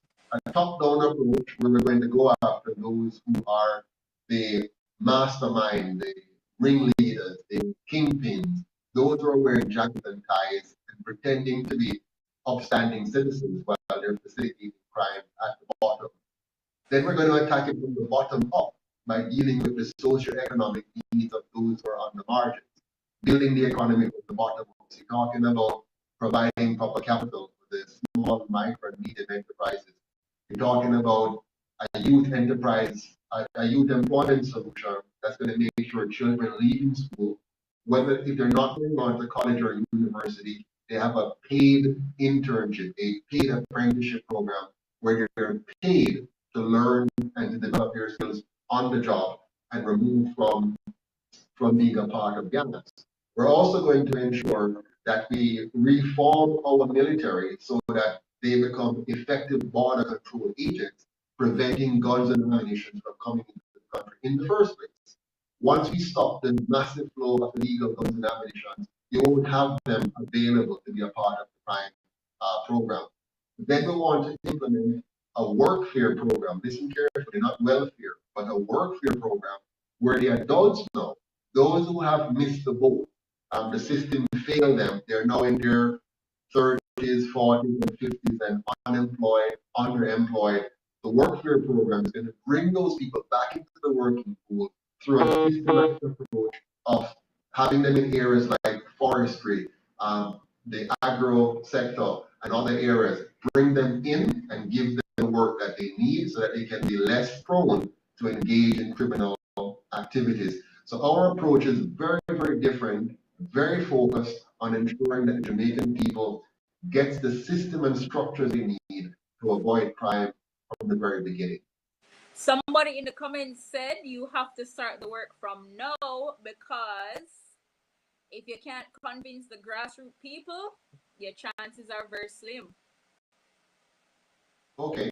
Well, the work has been started. So we started the work years ago when I came back to Jamaica in 2011. Within 2 years of coming back and seeing how bad the country was, I started the work then, and I've been working since. What that person needs to know, though, it's not about me starting the work or me doing the work. It's us doing the work. So they need to join the UIC. And if they want a better country, if they want new Jamaica, they have to see themselves as a part of the solution and join hands with me in the UIC to make this a reality. The longer we wait, them including me, the longer we wait, is the more Jamaica is going to be less governable, and the effective of that governance is going to overtake us permanently. All right, so someone in the chat, his name is Idle Thinker, very, very smart man. His way of thinking is just, it's out of this world. He says that all of what you're saying sounds good. However, a lot of people are just too ignorant to even understand what you're saying. So how are you going to get through to these people? How? Well, I'm amazed because the person who's asking that question is one of us. We're all Jamaicans. And if they can understand what I'm saying, then others will be able to. And all they need to worry about is making sure that they get involved. If you join me, that's two of us. And if two of us bring one more person each, that's four of us. And if the four of us bring one more each, that's eight. You get the picture. So instead of worrying about how many persons may not be able to understand, you just get involved. Join the process and help me. And together we will make it work. All right. Ada Thinker, can you please send a request to come in the box, Ada Thinker? This is how we're having this conversation. You can talk directly to the president. So come into the box, Ada Thinker, with your questions. Other folks on here, if you have any questions for the president, you can send a request to come in the box and you can ask him. Please note, I know that all the regular folk here know the rules of my TikTok live. We don't tolerate the negativity and disrespect over here. You know the drill.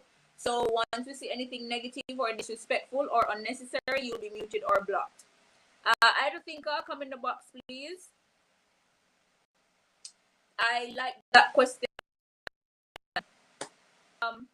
Mr. President, this man coming in the box, his username is Ida Thinker. But he's not an idle thinker, I can tell you that much. So he's one of my regulars on here. He's a part of my community and he has a question for you. Idle thinker, go ahead with your question. Night, Chief. One of my main pressing questions, especially for a party that is fairly new, how do you infiltrate the patriotic JLP and PNP people? Seeing that they, it's like most of the people who vote now is a hand tradition. 1 second. Can you play the volume through here now, Mr. Harper, on this system here? Go ahead, ask the question again for me, please. Yeah, man. I say how you plan to infiltrate the minds of the people that is so patriotic to the other parties. All right, I'm not hearing it. Sorry. I was trying to see if we can improve the quality on the end for my viewers here. Your question is again, how are we going to? You plan? Or what plan you have to infiltrate the patriotic JLP and PNP followers? Because even down in the degree of them willing to follow them party. What is the mode of operate? What kind of action you have to really infiltrate that and make an impact that will allow you to even win even one seat, because even one seat would have break the chain or the cycle of this way they call it now, because NDM never do it. No other party has never really even gotten a seat. So the first thing for us to recognize is that it's not as bad as you think. The Jamaican people have been consistently rejecting the two parties. The last 3 elections have gone from 48% did vote to 52% did vote, now 63% did not vote. So the Jamaican people, the majority of Jamaicans, have not voted for these two parties for the last 3 election cycles, right? They've been more and more. So those who are diehard are getting less and less because the people are wise enough now. They're recognizing that it doesn't matter if you vote GLP or PNP. The people now know that it's not working. And why it doesn't work is because both parties are funded by the same source. The same source controls and owns them. So a vote for one or the other is still a vote for more misery. So the people are learning this. My job is to continue to educate, to help them to see that yes, that is the case, and now they need to step up and take action. And so by talking to you and Abs and others, I'm educating, informing, and thereby empowering you to join me in making the change. It won't be easy because remember, the same powers that fund these two parties also own the media. So they're not going to lend us the media to carry our message easily unless we have millions of dollars to pay them, but we don't. So we know, you and I have to engage now in creative ways like we're doing this tonight to get this message to the rest of Jamaica. And gradually, we pool ourselves together and we take charge of our country. It's going to happen. The question is how fast? How slow or how fast? It's been a slow process for the Jamaican people to recognize that these two parties are not there to serve them. We've had 70, 80 years of history now. The question is, are we ready to get up and stand up and fight for our rights? That's a question you propose, but one of the 48 laws of power state that it's easier to sell people a dream than to face the reality of what you're going through. So how you balance that equation? Well, I'm committed to focusing on educating the people of Jamaica. And as long as they respond to that education, we're going to make it, happen, right? So the 48 laws of power and all of that is, lovely stuff in the book. The key thing is for you and me. If you are convinced that you're unhappy with the Jamaica you've seen since you've been born until now, I'm totally unhappy. I've now lived on this earth for 51 years. I am one of those 60% that has never voted, not even have a voter's ID. I will be honest, because I've never been impressed with either side, even though my grandparents are diehearted one of the party them, but I don't see what none of them do. I don't see nothing where impress me. All I know say, the percentage of them have that vote for them is that they are them are not smart. It's just common sense. Wherever them want vote them bill a get up. Most of these parties have love poor people so much and don't stop create more. Because when you have a country that need that, when a person is in need, it's easier to control them than when they're just smart. So how you counter the fact now that with people being in need, and all they can because when you have them in need, you can give them a $5,000, a bit of guineas and a shirt and second market X. How propose to get them away from that mindset and bite the bullet and take a chance with you. It's not me. It's we. The only way this is going to work is if we decide to do it. I am just. No, I understand when you say we, but we when you say we, is everybody I look for a hero to save them. So you, even though we are you. Right. So the hero, which is me, thank you for saying that. So me, the hero, is going to motivate we, the people, to rise up. So last September 22nd, I was arrested, right? Remember when I led the march in Kingston? Yeah, man. The lockdown. Yeah, so 500 people came out to that. Now my goal is to raise that 500 to 500,000. Yeah. So I'm working assiduously to see if I can get 500,000 people to rise up. Now it's going to happen. It's just a matter of how fast. The more I continue to communicate, the more I continue to engage, and we do so as strategically as we can, we will bring more people on. I'm sure there are people on this call right now who are viewing who have never heard of the UIC before. This is their first time. And so they now will be able to go to their home, to their family, and say, did you hear about the UIC? And they will start following us on Facebook, on Instagram, on Twitter, on YouTube. They'll go to our YouTube TV, UIC Liberty TV. And so now we will still keep expanding. Every day it keeps expanding. This year, our income from the people, because we don't take money from the PSOJ oligarchy who's trying to control the narrative and control the people. We take money from ordinary Jamaicans. Our revenues have gone up 200%. Okay. So where we were last year, 200% higher this year. Our membership has gone up. Our the base of people who now support us have gone up. So every year we're getting there slowly, but at some point you're going to have the breakout moment. The breakout moment will come, and you'll have an avalanche of people coming in. But it begins with you and me, and I want you to be a hero. So join me and let's make it happen. Me? No, I'm for change, I am for a change, but the manifesto sound good. Manifesto sound good. And my next question to you now, in terms of seeing that the system is rigged or controlled by the other entities unknown to us in most instances. What are you proposing to put in place that even you yourself and your party does not get corrupted or get controlled or get taken over by these entities? Beautiful question. Beautiful question.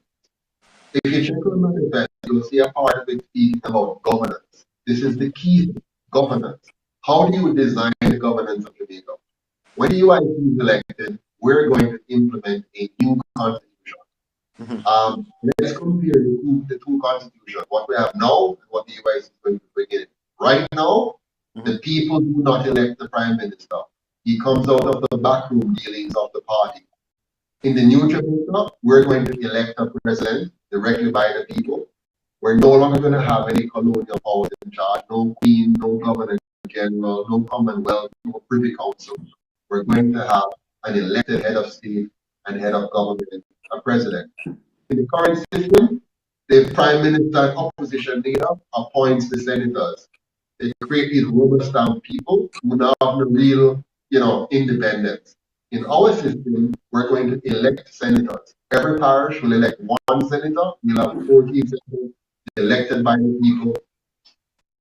Focus on the needs of the parishes and represent the needs of their parishes. The current system, you have rubber stamp senators who focus on the needs of their political parties. In the current system, you have MPs who are handpicked and forced upon the people in the different constituencies. In our system, we're going to have community representatives. They must live there to represent the country, to represent the constituency. They must be a part of it. In FIDEM system, the private sector buys the politicians and own them. In our system, it's going to be 100% publicly funded. So every single representative will be somebody who the people want, will be somebody who's funded publicly, so no big money control him or her. They'll have the same access to radio, television, internet, town hall, and debates. And that will mean whether you're rich or you're poor, you will have equal access to the political process to represent the people you want to represent. All right? In our system, the ministers of government are going to be subject matter experts, not willy-nilly politicians being picked by their party leaders to be head of health when they don't know nothing about health, or head of education when they don't know nothing about education, or head of security when they don't know nothing. We're going to have subject matter experts drawn from among the vast array of Jamaicans from around the world. Once you're Jamaican and you have the competencies, you can be nominated for this position. When you're nominated, you'll be publicly vetted by the independent Senate and voted in or out by the House of Representatives. What does this mean? It will mean for the first time in Jamaica's history, we're going to have qualified and competent men and women leading our ministries. It's also going to mean for the first time in our history a separation of power with proper checks and balances between the House of Representatives, the Senate, and the executive branch. All three will be separate and kept in check by the judicial branch. This means corruption will be very, very, very hard to happen. And that's how we're going to ensure that Jamaica, for the first time in its history, have a non-corrupt or anti-corrupt government. So when you kill it, all right. So when you get rid of the corruption, which really are propelled with economy now as we speak, where you really have, where you propose to put in place, because before you even got there, so the mindset, because majority of the mindset is an handout mindset, or you propose to change that, because others have come before you and try to propose things like this, but because of the hand-me-down or the handout mindset, the people are not for it because the forward thinking is not there. They're just seeing what is in front of them now and what they can get, because most people they're in a survival mode. So thinking beyond tomorrow is not really something that they're about. Are you talking about yourself or the people of Jamaica? I talk about the people out to them, and I talk about myself. I talk about in general. Remember what happened to when the Rasta you name Crawford? Because when you tell people about it's for empower themselves and self-sustain, them don't want to hear that. They want to hear how much you are putting on them on. All right, so let me fix this for you. By the way, Crawford is a very poor example because Crawford only talks the talk but doesn't walk the walk. No, but let's talk. Even though him talk the talk, he put it out there and the people them still never grab it. All right, listen to me now. Mm-hmm. What you're talking about is the tail wagging the dog. Okay? Jamaica is what you see today, not because of the people, but because of the system of governance that we have and the leadership that we have had over the years. Yes, and that's what I said that them create a mindset. Hold on, let me finish the boss. Mm-hmm.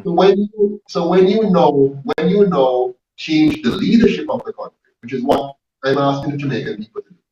Mm-hmm. When you change the leadership of the country, and that leadership, which is the UIC, committed to changing the system, you're going to find the people falling in line with the system.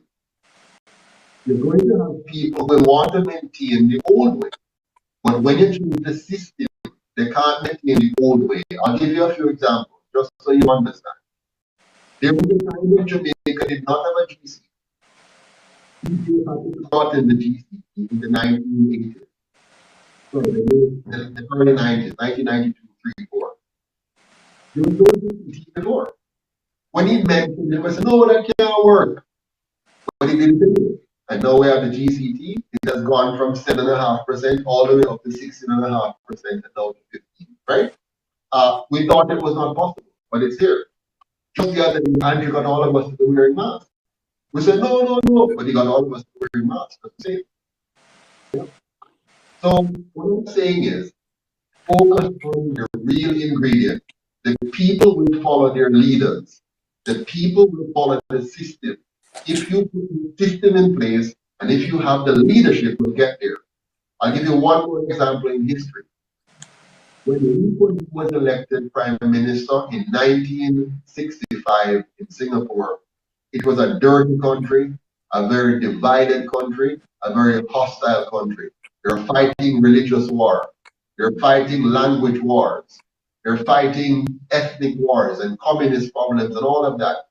And in 25 years, because of his solid leadership and because of the effective model of governance, that country became a first-class country in 25 years.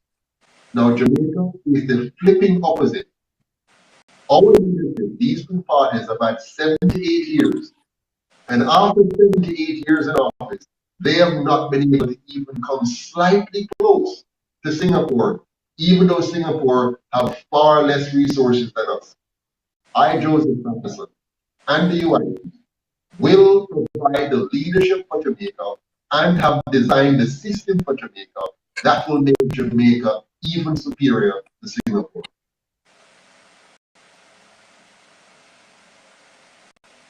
All right. Here we are still. All right, hold on one second. I don't think, Mr. President, someone in the comments, Hawthorne White, his question is, is your party going to make Jamaica a republic and the CCJ instead of no Privy Council? Okay, so the UIC is going to make Jamaica a non-partisan constitutional republic. This will do away with the Queen or King, the monarchy, the Commonwealth, the Privy Council. We're not going to do like other countries which have a fake republic. A fake republic is one where you tell the people that now that you have a president, a ceremonial president, just like the governor general, you're now a republic. That is not a republic. That is a whitewash. That is simply changing the name but keeping the substance. We want to change the substance, not just the form. You understand? So we're going to create a non-partisan constitutional republic, which will do one of the most important things. Very important. A true republic is one that recognizes, respects, and protects the sovereignty of the individual citizen. So we're going to make sure that every citizen is treated as sovereign and there's no sovereign over them. Not even Parliament as a will be sovereign over the people. The people must be sovereign and every individual must be treated as a sovereign citizen, a sovereign person. And we must have a system that is non-partisan, that stops dividing our people into parties. You might still have parties, but the structure of government must be such that the parties are not what is important. The people are important. We're going to make the people the center of our politics. Their needs, basic things. Like you should not have a country that is unsafe. One of the first rules of government is to make sure we have a safe environment. in which to live. Another role is to make sure that you have a clean environment in which to live. A third role is to make sure you have an orderly environment in which to live. Any government that cannot create a safe, clean, and orderly environment is unworthy of the name. And we have lived through 78 of these two parties with their inability to create a safe, clean, and orderly Jamaica. All right. Alain is in the box and he has money questions, Mr. President. He wants to know where you're going to get the money from to carry out all your plans. Alain, go ahead with your question. Yeah, good night. All right, so Mr. President has a lot of plans to do away with this and move away with that. But have you done a comprehensive cost analysis on the impact of, say, for example, removing the Queen, becoming a republic, getting out of the Commonwealth, moving away from Privy Council? Have you done a proper cost analysis to see what the impact would do to our GDP? Absolutely. I'm a CPA of 25 years experience. So I fully understand the importance of proper costing, of having a clear understanding of your revenue sources, your cost drivers, your key expenses, and so on. So we have done the math, we have done the work. Now, there's nothing to fear. The only fear we need to worry about is fear itself. The fear of not changing because we're used to what is bad. The UIC is going to ensure that and by the way, let's be very clear. If tomorrow we change to a true republic, it does not change our tax base, right? Our tax base remains the same. Right now, the government takes in 45% of our GDP, of which then takes up $750 million every year, right? So just imagine if we just cut out the corruption alone and start to save $750 million every year. That's number one. Number two, the UIC is going to right-size the government. We're going to shrink the government to what it should be. We're talking about more savings. We're going to put more money back into the hands of the Jamaican people. We're going to feed the productive economy and starve the unproductive economy. We're going to wipe out the underground and criminal economy and bring the Jamaican people above board so that that productivity can really translate to even more productivity. So the fear that we should have, the real fear, is continuing the current system. Following that system is completely destructive. The longer we take the change to what the UIC wants to do is far more costly in lives, in economic growth, in development, than if we switch tomorrow to what the UIC. I'd be so happy if the GLNP came to me and said, listen, we're ready to implement the UIC model right now. I could give up politics because I'm not in it for the politics, I'm in it for the development. So if they want to do it, I'd be happy to help them. I can see that they're challenged because of the model they have been following. They're beholden to the PSOJ oligarchy, and they're beholden to their Commonwealth and colonial masters. But if they're willing to be beholden only to the Jamaican people, then we can make this happen. Okay. Hold on one second, Alain. Let me just take one question from the comments. Somebody, entrepreneur, Mr. President, is asking what you plan to do for the Maroon people. For the who? The Maroons. Are you going to leave them alone? What are you going to do?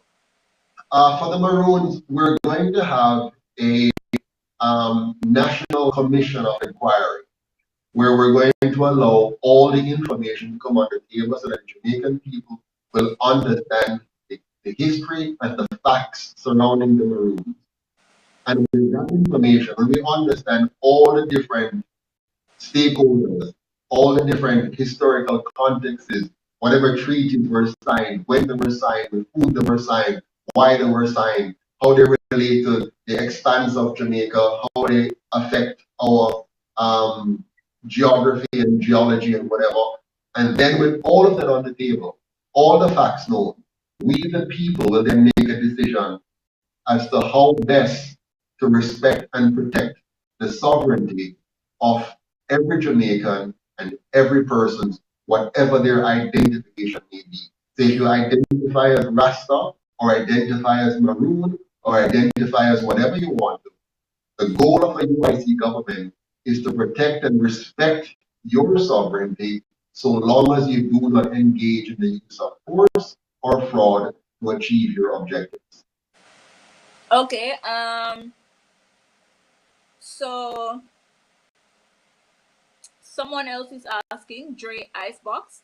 He's asking, what do you plan to do about the garbage collection in the country? Because as you know, we've been having some issues with that for a while. It has been a long-standing issue. The Prime Minister had just announced that we're getting 50 new garbage trucks. So hopefully that will help with better collection of the garbage. But one issue is, how do I put this? Improper disposal of garbage. The people, Mr. President, the people them just nasty. Plain and straight, them nasty. I don't know how you're going to get them to change their mindset, but the National Solid Waste Management Authority cannot do it alone. People nasty. They have deceived you. They have tricked you. Who tricked me? The people of Jamaica are only as nasty as their leaders.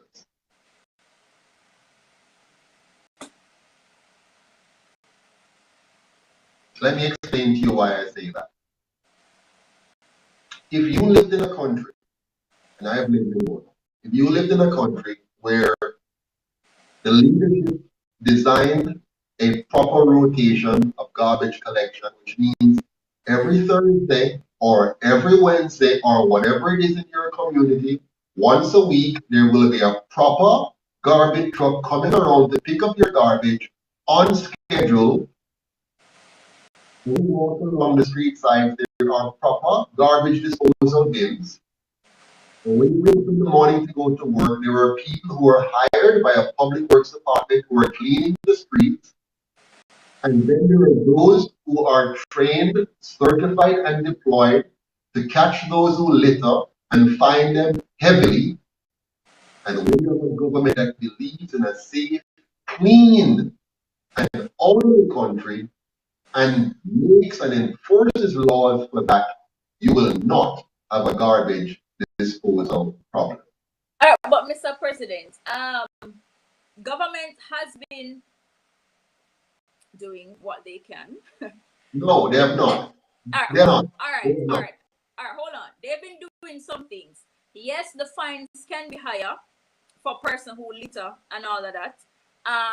They are allocating funds for new trucks and all of that, because some of the trucks old pop down, them want to change them, need new trucks and all of that.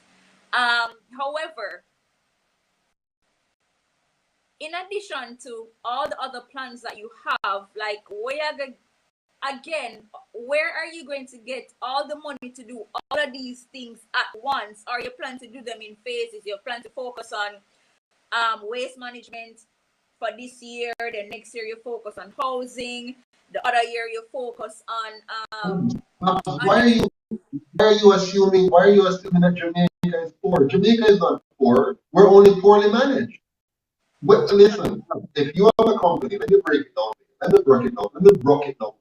All right, let me break it down.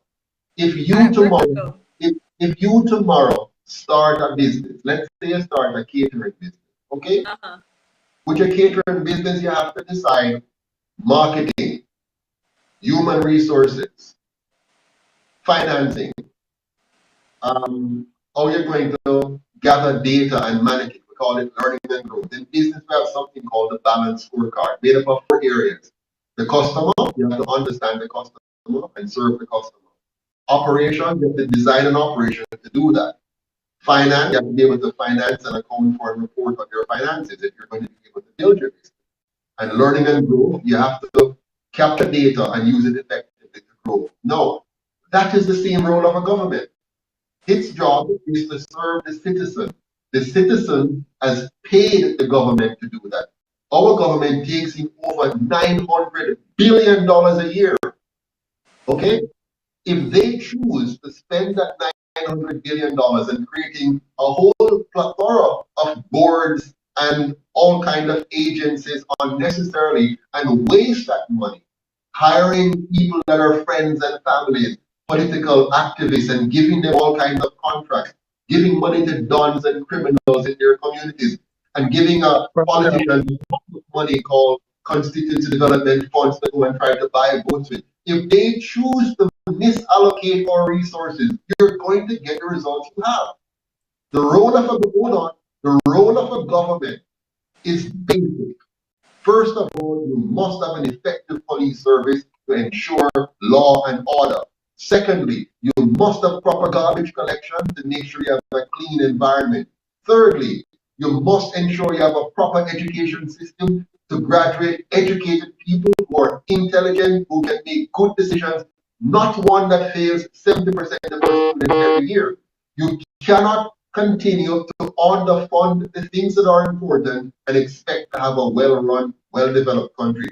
Our problem is not a people problem. Our problem is a leadership problem and a governance problem. When the government fails, the people fails. If the government is nasty, the people are also going to be nasty, and we have a nasty government, and that's why we have a nasty population. Hold on 1 second, Xavier. Hold on 1 second. Earlier you mentioned something about hiring family and friends, and yeah, we know that nepotism is a thing. So are you saying you are not going to hire your family and friends? You're not going to give your family and friend contracts?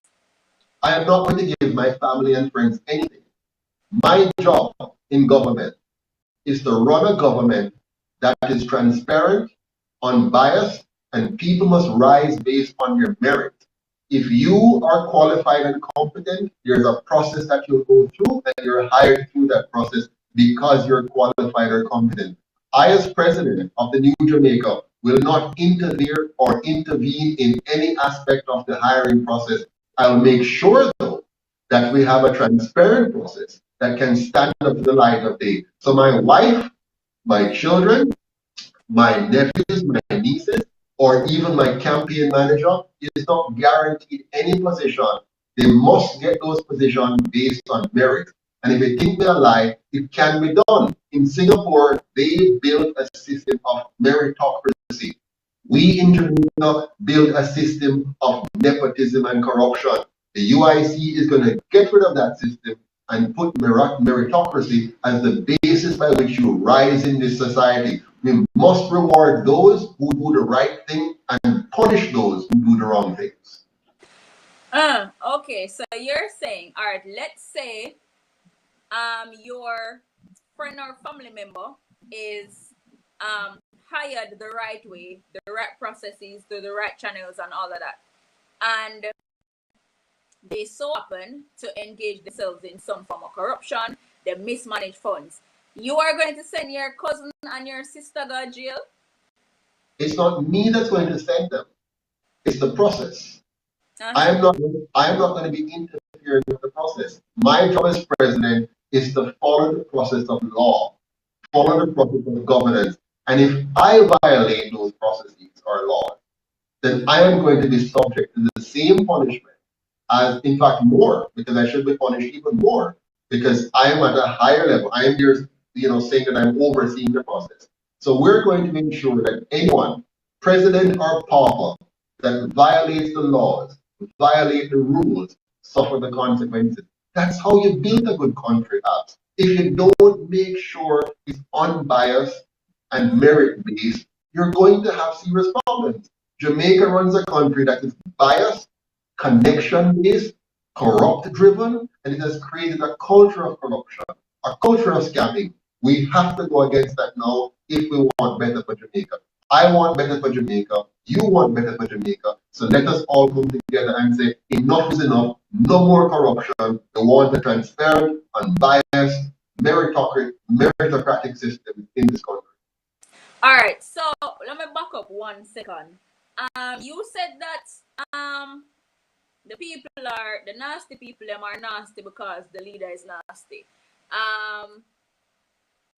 Not sure if you meant that in a literal sense, but even if you become president, no matter what you do, you will not have a perfect country. You still have to have people who litter, people who block the drains, throw them garbage in the gully. You still have to have nastiness. You will not have this utopian society. So are you going to say those nasty people are a reflection of the president and you're nasty? All right, so here's where you have a problem now, Al. My view of perfection is different from yours. My view of perfection is not utopia, it's not heaven. My view of perfection is good governance. When you have good governance, you will still have good people and bad people, good behavior and bad behavior. The difference now will be degrees. In bad governance, bad people are rewarded and good people suffer. In good governance, bad people suffer and good people are rewarded. And because good people are rewarded, you have a greater degree of good people or good behavior and a lower degree of bad behavior. So in my utopia, my beautiful Jamaica that I want to create is going to be one where we have good governance, so people are motivated, incentivized, encouraged to behave well, because if they don't, the consequences are dire. Yeah. So you're gonna have less people wanting to litter, because those who do litter will suffer severe consequences and they're likely to be caught.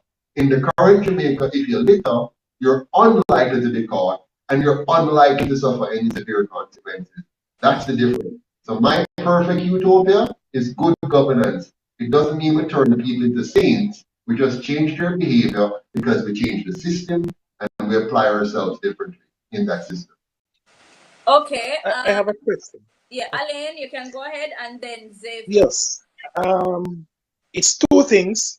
One, if you should win tomorrow, what would your budget look like? Will it be higher than what the government has for its fiscal year, or will it be lower?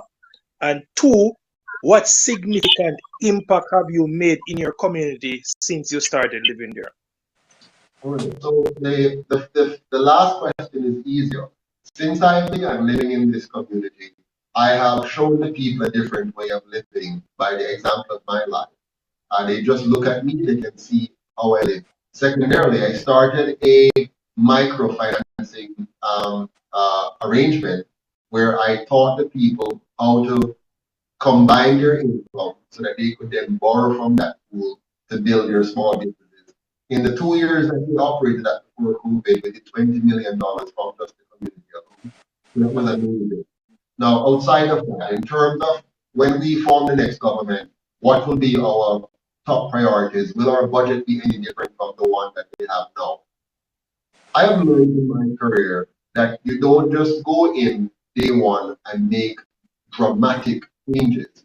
What we're going to provide on day one is dramatic leadership, a new form of leadership. So the dollar of the budget will be the same in the first year because you can't just change overnight. What will change though is the budget direction, the budget focus, and how that's going to spill over into the subsequent 4 years after the first year. So the dollar value will be similar, but the allocation will be very different in the first year. In the subsequent years, you're going to find that we're gradually changing the tax system from a very complex and cumbersome system to a simplified system. It will make compliance easier, and it will bring down the cost per person while expanding the base of taxpayers at the same time. So again, our revenue base will even over the 5 years will grow, while the cost to individual taxpayers will reduce. And when I say cost, I mean both the amount of taxes paid and the cost of complying with taxes. So we're going to really shift Jamaica to a production-driven, entrepreneurship-driven, and create an environment of ease of how to engage with government and how to build any form of enterprise you want to build. So I hope that answers the question.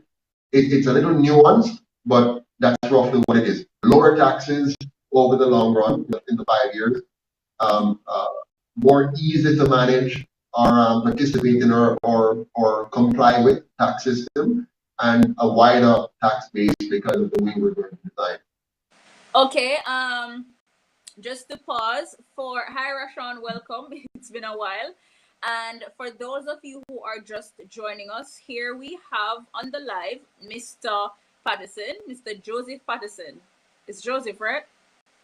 Yes, it is. Woo! Listen, Mr. Joseph Patterson, we have Mr. Joseph Patterson here. He is the president of the UIC, and that is Jamaica's third political party. So we want to, for those of us who don't know or who have never heard about the UIC, we're getting to know about the UIC and their plans for Jamaica should they win the next general election, and how they plan to make Jamaica a better place, what changes they will bring that differ from what the PNP and the JLP have been doing over the years. Somebody in the comments said it's the fourth party, Mr. President, and you say it's the third. Could you clear that up? Oh, yes. Jamaica, the UIC Jamaica is the official third registered political party. So in 2018, the two colonial parties changed the rules. And for the first time in the history of Jamaica, you had to register as a political party. Prior to 2018, when they changed the laws and rules, any group would just come and call themselves a political party. Prior to this. Why was this so? When the two colonial parties were formed, they benefited and enjoyed the lack of rules. It means they could do anything they want to do and get away with it, which they did a lot of things and got away with it. Now, over time, they realized that, more and more people will now start to contest the system. So they wanted to better control it. So they brought in new laws, which when they brought it in, it got rid of all third parties. So the laws that they passed got rid of all third parties, and they quickly, because it's their rules and they created the rules, we only had two colonial parties effectively now being the two official parties. NDM, all the others were now wiped out.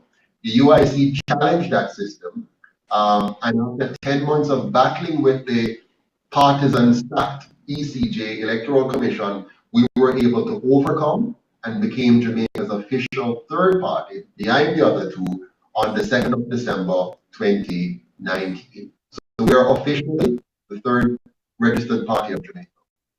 Okay, so for those who were confused about that, the president just answered the question. The UIC is, in fact, Jamaica's third political party.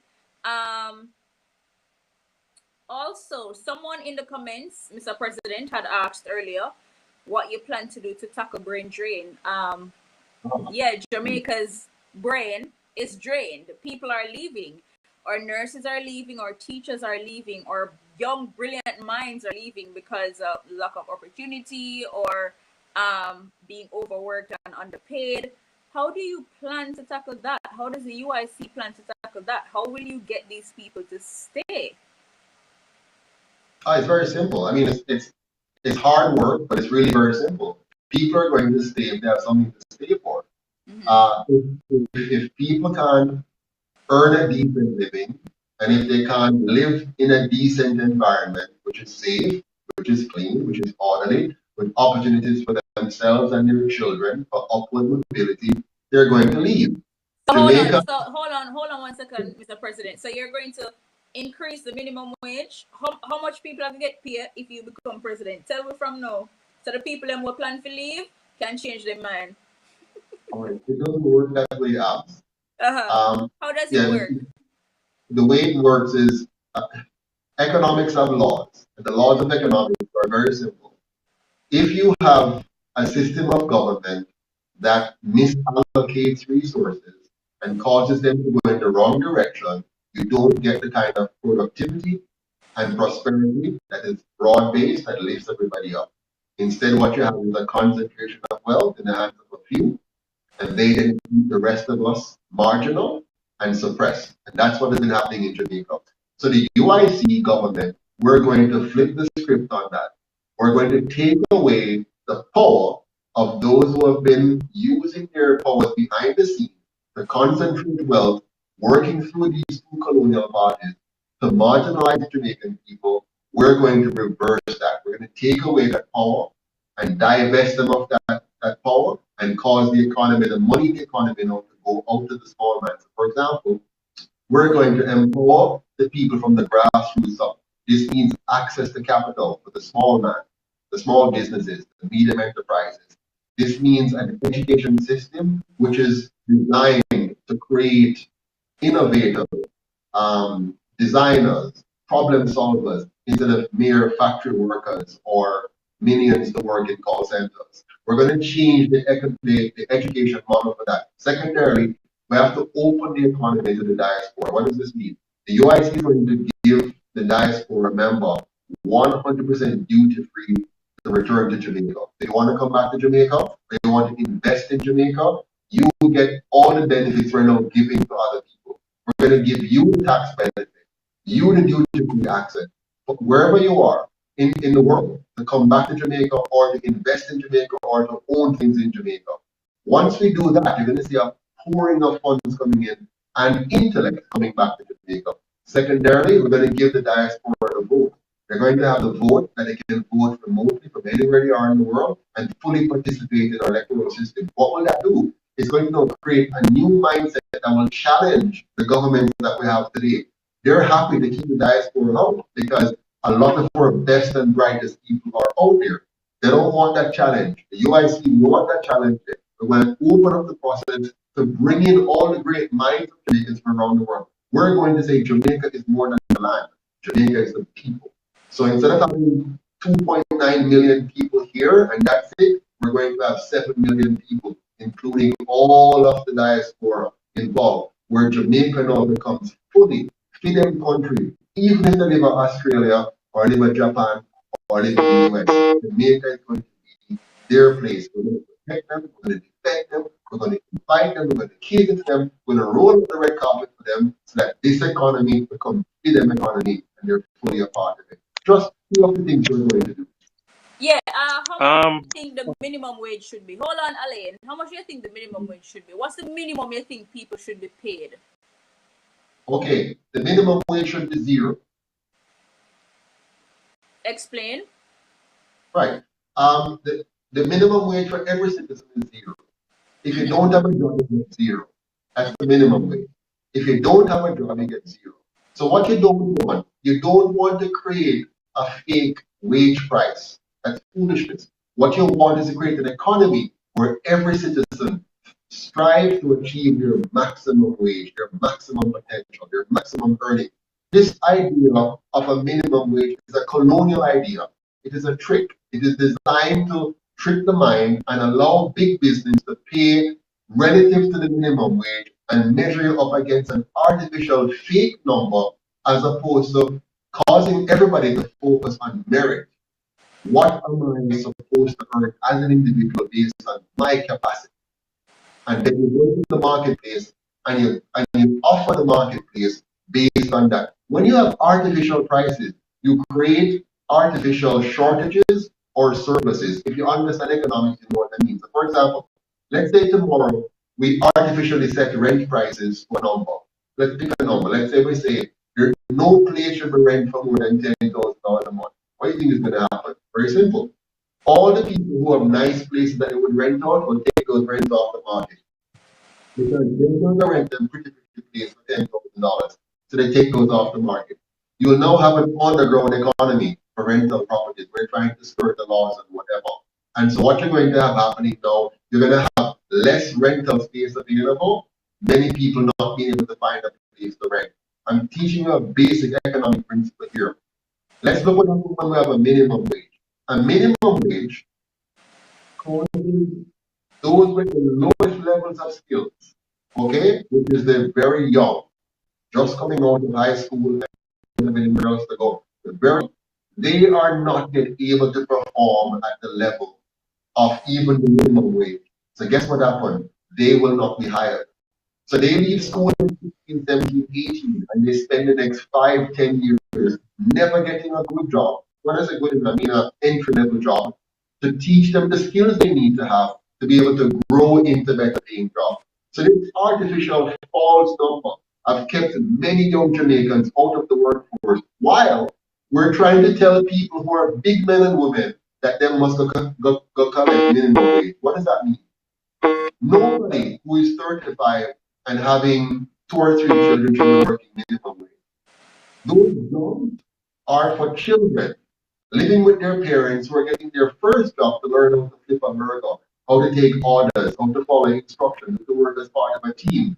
So we are causing people who are adults to be expecting government to set a price for them and they're expecting to get a higher minimum wage to do jobs which are for children, young people who are going to school and want a part-time job. Ooh, and it seems we have lost the president. I'm wondering what happened. It happened the last time. There have been claims. Yeah, this happened the last time, where the live dropped. So it's dropped on her side, so she can't hear me anymore. And that was such a very interesting topic to talk about. It's no economics. It's a difficult topic because many people are brainwashed by this minimum wage topic. They don't have a clue what it means, and they look at the surface of it, and that's how politicians trick us. They give us these simplistic surface level answers, and then we run with it and think we understand what's going on. Minimum wage actually kills jobs. It kills small businesses. It kills young workers and block them out of the market, while adults are seeking to make a minimum wage. Adults must never look to make minimum wage. Adults are meant to earn a wage way above minimum wage. But this artificial price mechanism that they put in place actually dumbs down the consumer, dumbs down the citizen, and have them focus on the wrong thing. You must focus on building your competences, focus on adding value to the marketplace, and that's now when your wages will rise tremendously.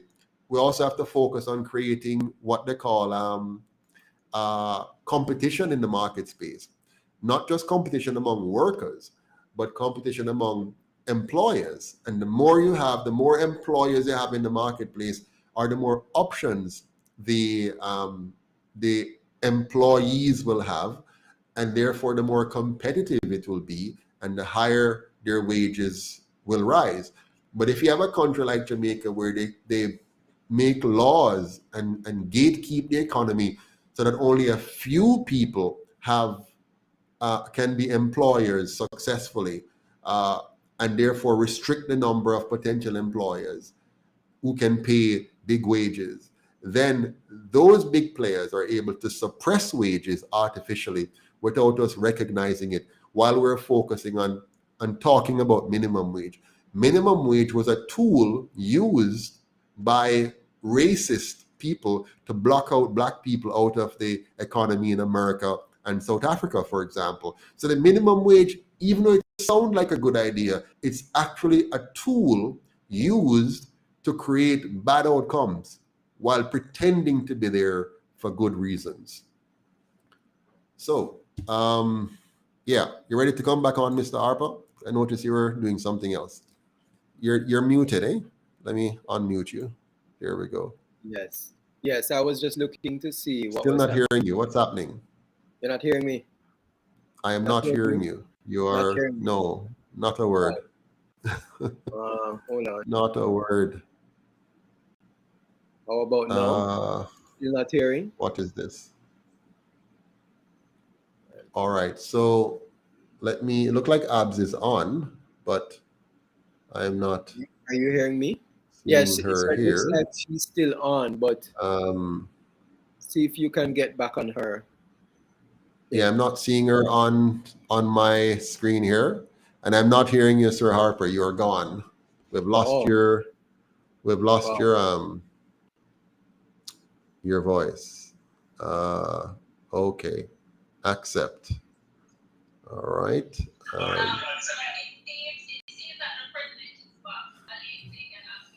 Yes. Yeah, I don't know what happened. Something happened. Sure, go ahead.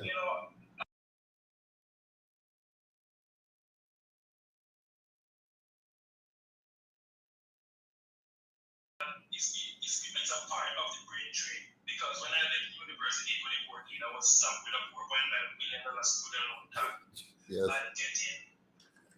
With a $4.5 million student loan tag, and getting a salary that is only capable of paying my student loan, buying lunch, and going to work for the rest of the month. There was no savings. There, you work at a place where there's no pension, there's no health insurance, there's no life insurance, there's just no hope. And then you start to question yourself, what have I really done to myself? Am I better off being educated or just remaining a part of the puppet show that is taking place in our society? And through migration, that is the only hope I see for myself to create wealth and build a family, right? And break the generational curse that exists. It's not like I don't miss my country.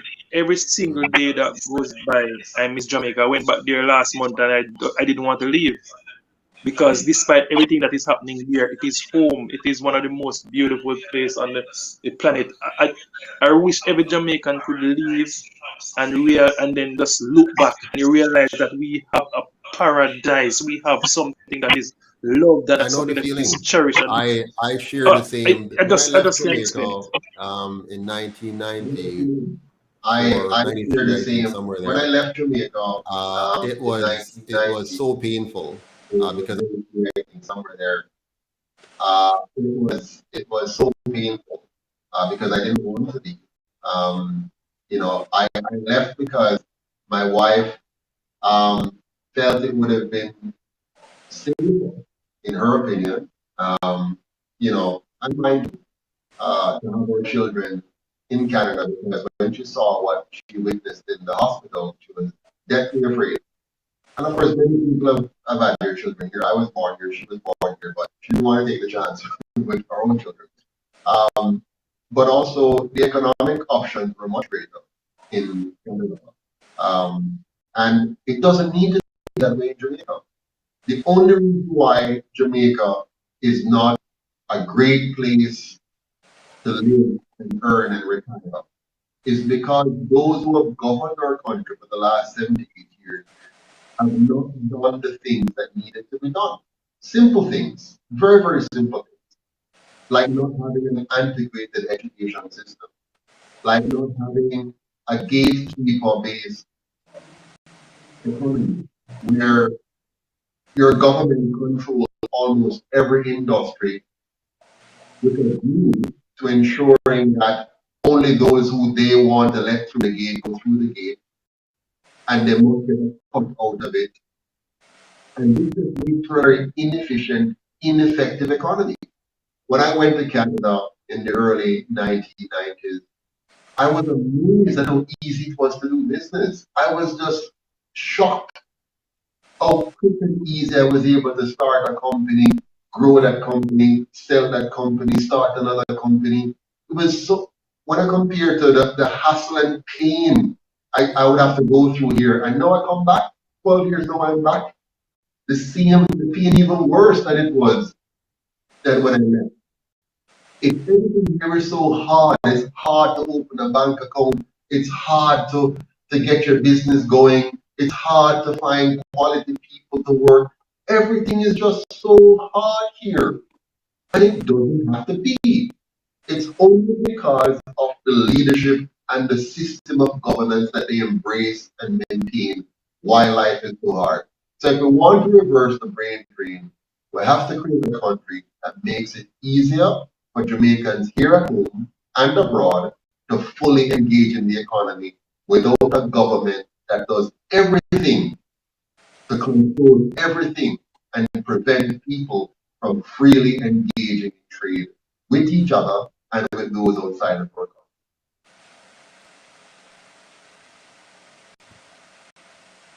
Alain? I mean, that is it. That is it. And the plan that he has to involve the diaspora in voting and the economic development of the country is one of the, I don't know, that's such a brilliant plan, because there is so much untapped resources that exists in the diaspora. We contribute a significant portion to the GDP per annum, and that is just basically sending money for our relatives. We have savings over here. We have savings that we want to invest, because I do invest, because I am active in the stock market back home, but in terms of buying properties and building houses and establish business, that is something that we want to do. But the country is not safe. It's not safe for us to want to come back and live, because every eyes is on you, and before you know it, you're killed for $1,000 in your wallet. Exactly. I mean, you can't have a well-developed country if it's unsafe to do business. Do you know that most businesses here spend more time on security concerns than any other thing? When you're doing your business in another country, like I have done in Canada, security is a small component of my budget and a small component of my day-to-day concerns. Security is very small. Even just being a citizen in Canada, when I get up in the morning to go to work, security is the last thing on my mind. When I come home, if I come home late at night or very early in the morning, security is minuscule. I'm not worried about my security. In Canada, I had no fence around my yard, at least not the front yard. I had no grill on my house. You understand? I could drive in 2 a.m. in the morning, 3 a.m. in the morning and feel safe and secure, not worried about security. So now I can focus on my product, designing my product, creating my product, marketing my product, engaging with my customers. My energy now is spent on value-added activities. While here in Jamaica, your energy is spent on security, corruption. You need to do, the government set up rules and they must follow these rules. To follow them is very costly. Very, very costly. And corruption is at every corner. You have to decide, okay, do I just pay and just get this thing out of my way? Or do I go and stand up in the long line, wait forever and ever, and then have a person who don't understand anything about customer service, now treat me like a boy or whatever, or you have to be very careful with them because if I don't, they won't do whatever. While in Canada, none of that happen. I want whatever, bam, bam, bam, fill this out, send this in, everything is done, going to get whatever, just go in and get it. I don't have to worry about me have to pay nobody here, so I do this here, so it just works. Why we can't have a country that just works? Listen, I'm going to ask you a question, Alex. I'm going to ask you a question. You're asking me some questions. I'm going to ask you my time now. Give me time now. How long should it take for a government to figure out how to run a country properly? Should it take 10 years, 15 years, 25 years? No, them 1 year. It has taken them 78 years and they're still not figuring it out. So they're going to ask you, how long should it take these two colonial parties to figure out how to create a country that works for the people of Jamaica? I'm going to ask my brother in arms, Xavier, to answer this question for me. Xavier? Xavier? Yes, hello. Hi. All right.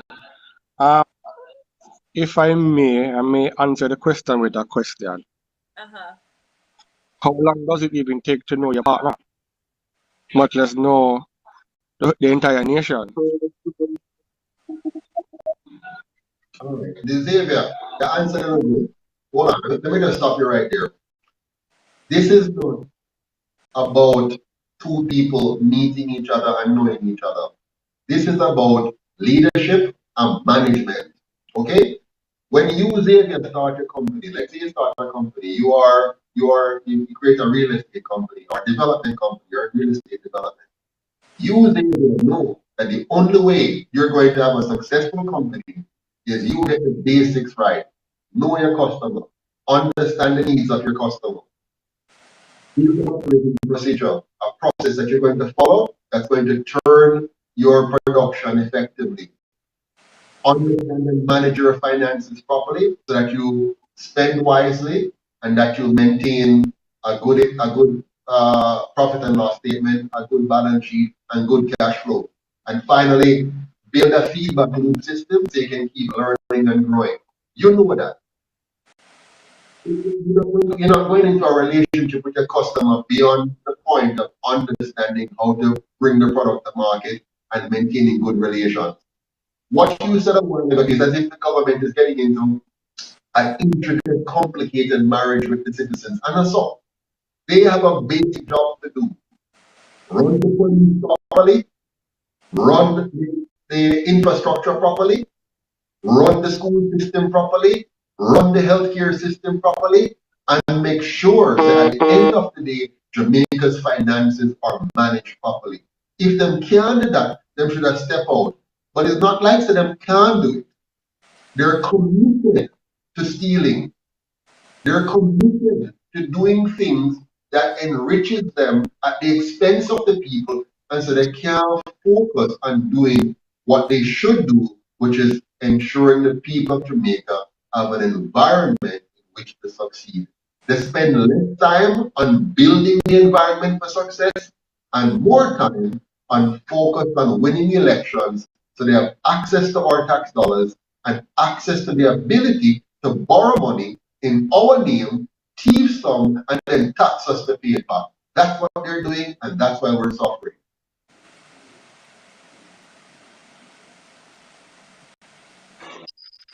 Okay, I have a bunch of questions for you. Yeah, Hello? asking them one, Xavier.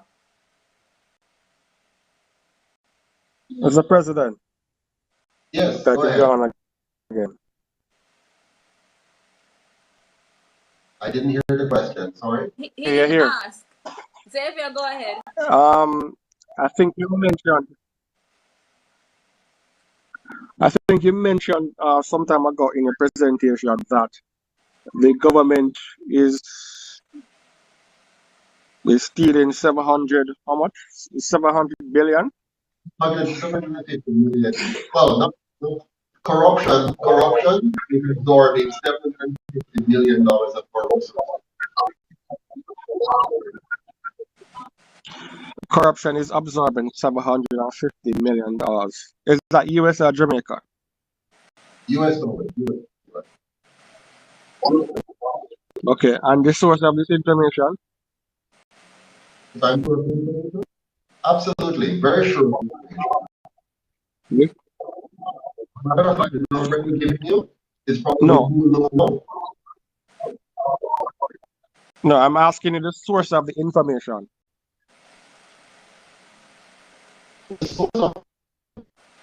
Alain, who that? Yeah, where's the source of your information? You're breaking up, Mr. President. You seem to be having connectivity issues.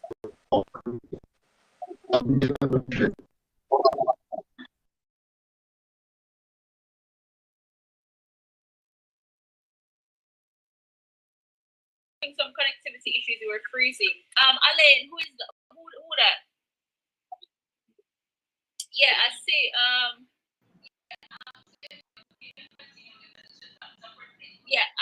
Xavier, you can continue the question. All right, sorry about that. Can you hear me now? So we weren't hearing it clearly. Can you hear me now? Yeah. Wonderful. Well, Xavier, I'm going to. Yeah, I'm hearing now. So I was asking the source of information. Yeah. I'm going to apologize. I don't have that reference on hand right now. Later. Okay. All right. So you mentioned the budget, right? Yeah. All right. So the budget is 912 billion, and that's in JMD dollars. Yes. Correct. That's the amount of money that the government would have collected from its taxes. That's the budget. So this question, all right. So this question is, all right. Let me ask a question. All right.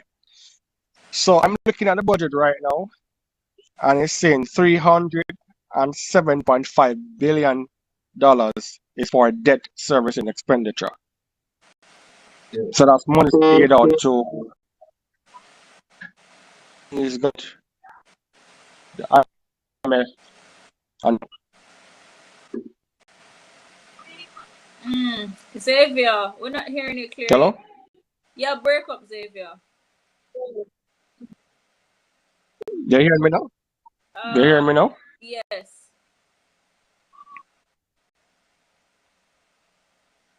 Well, I think my internet is fine here. Go again. No, I'm just saying I think my internet is fine here. All right, go ahead with your question. I heard that clearly. I'm not sure what's the problem. All right, so I'm just saying that the debt servicing expenditure of the budget is 307.5 billion Jamaican dollars, which leaves us with 604.5 billion Jamaican dollars.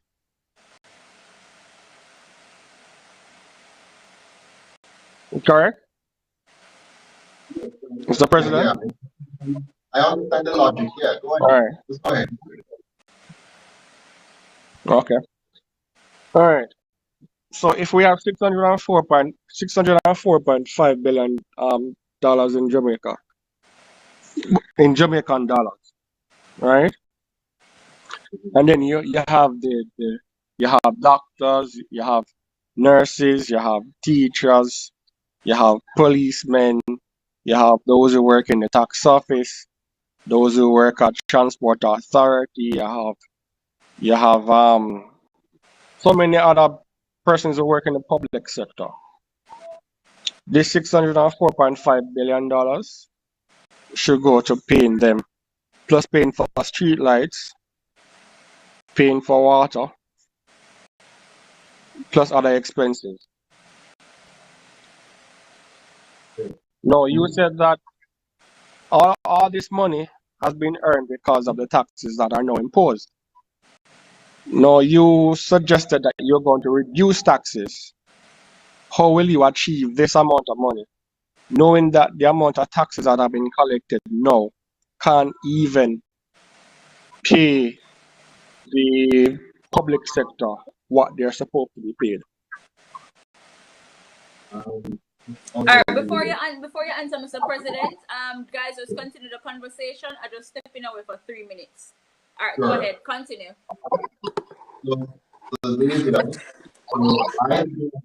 I thought you were going to ask the most important question first. The first question. Oh God, why does he keep popping off? Get back on Something here. is not right. Yeah, I've been kicked out of the live on here, so I'm trying to see if I can get back here. All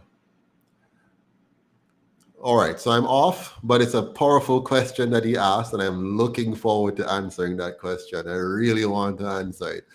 I rile up, I really want to answer the question there, because that is I know where he's going. All right, am I back with you now? Xavier, you hearing me? Xavier, can you hear me? Yeah, you're back.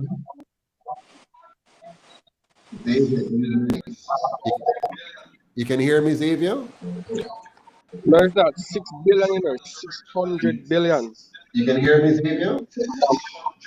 No, I'm just referring to alien. It's not 6 billion alien. So it's 604 billion Xavier, I was hoping. Wonderful. So I was going to say Xavier. Muting. I was hoping you were going to Mr. Harper, my thing here keeps muting. Could you monitor for me, please? All right. Mr. Harper, my thing here keeps I was hoping you would ask the most important question. So something is going on with the connection here. Here's the question that you should first ask before you go to the second part, which is a good question. But the first question you should ask is, why are we paying such a large amount of our GDP, of our budget, right, our government budget, to debt? Yeah, I think roughly we're talking about a little bit over a third of our budget, a little bit over 33% of our budget is being spent on debt servicing. Now, when you hold on, sorry, say that again. What's that?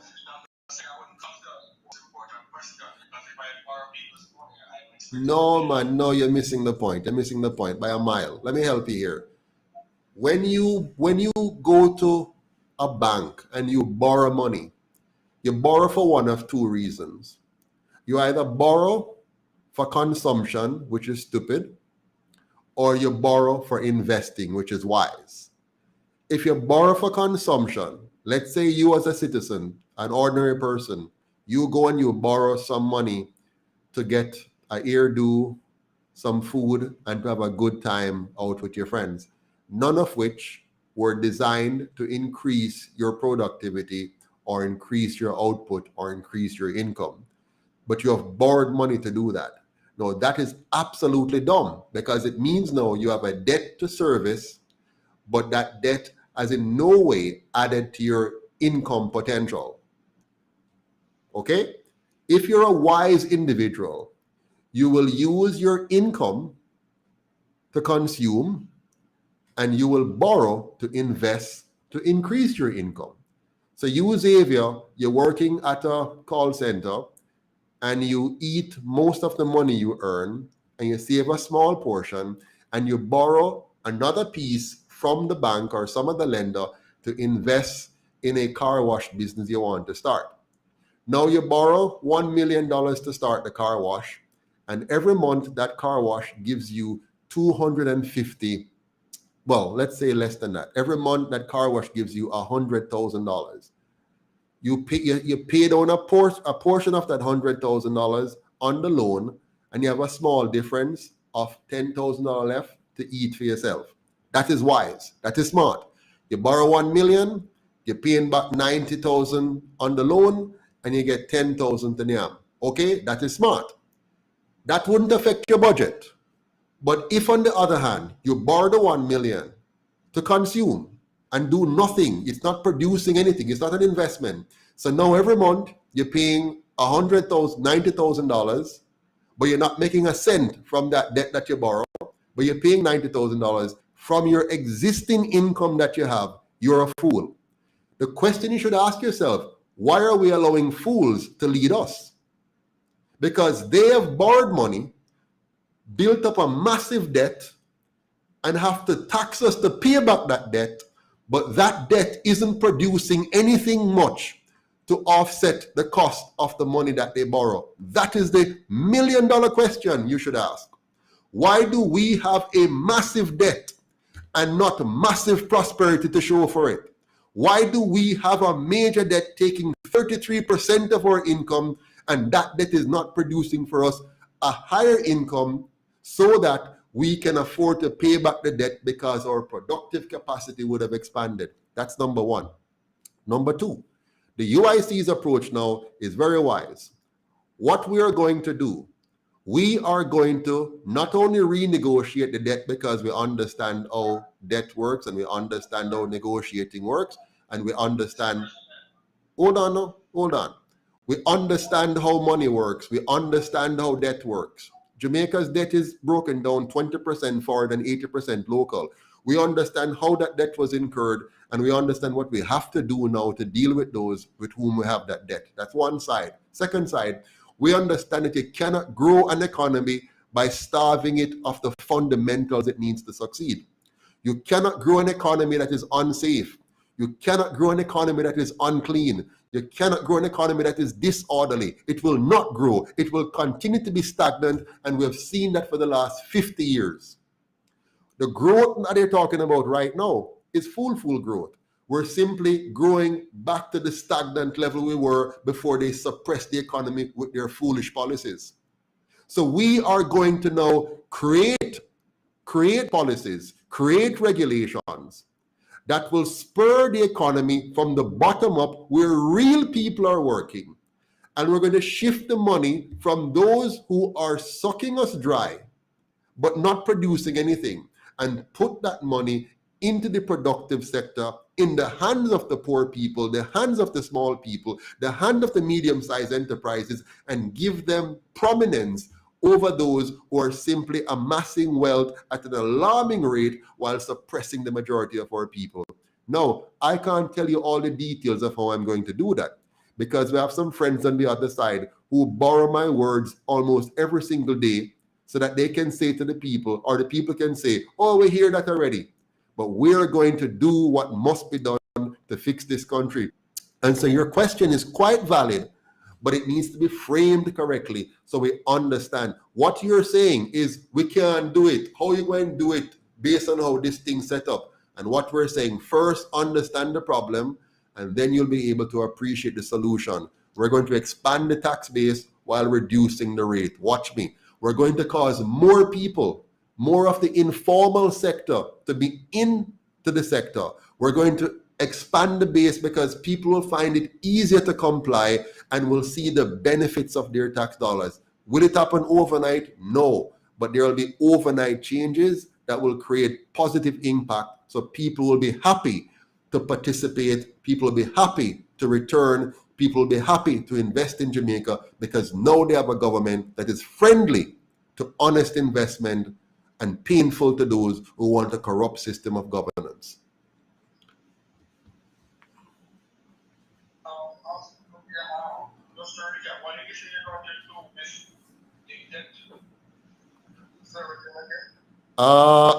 What I can't give you more details on that. I cannot give you more details. We're going to deal with the debt. There are some things you can do to manage the debt which are not being done right now.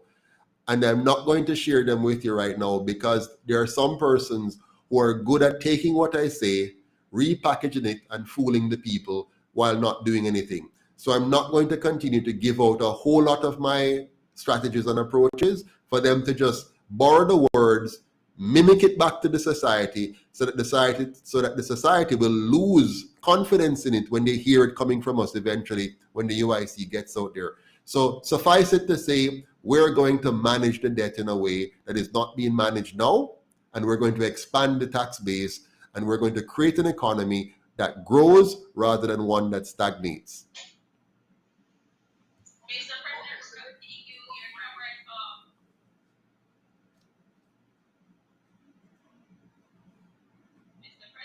Yes, sorry? Oh, I'm so sorry. Let me see if I can fix that. Let me see here. Camera. Yeah. I don't know why live access need live on your.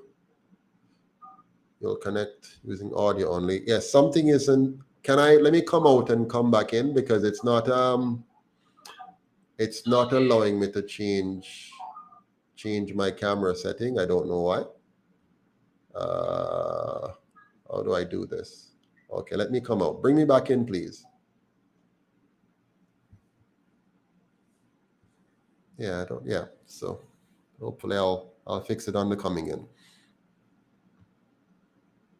You see how they fool up the people, eh?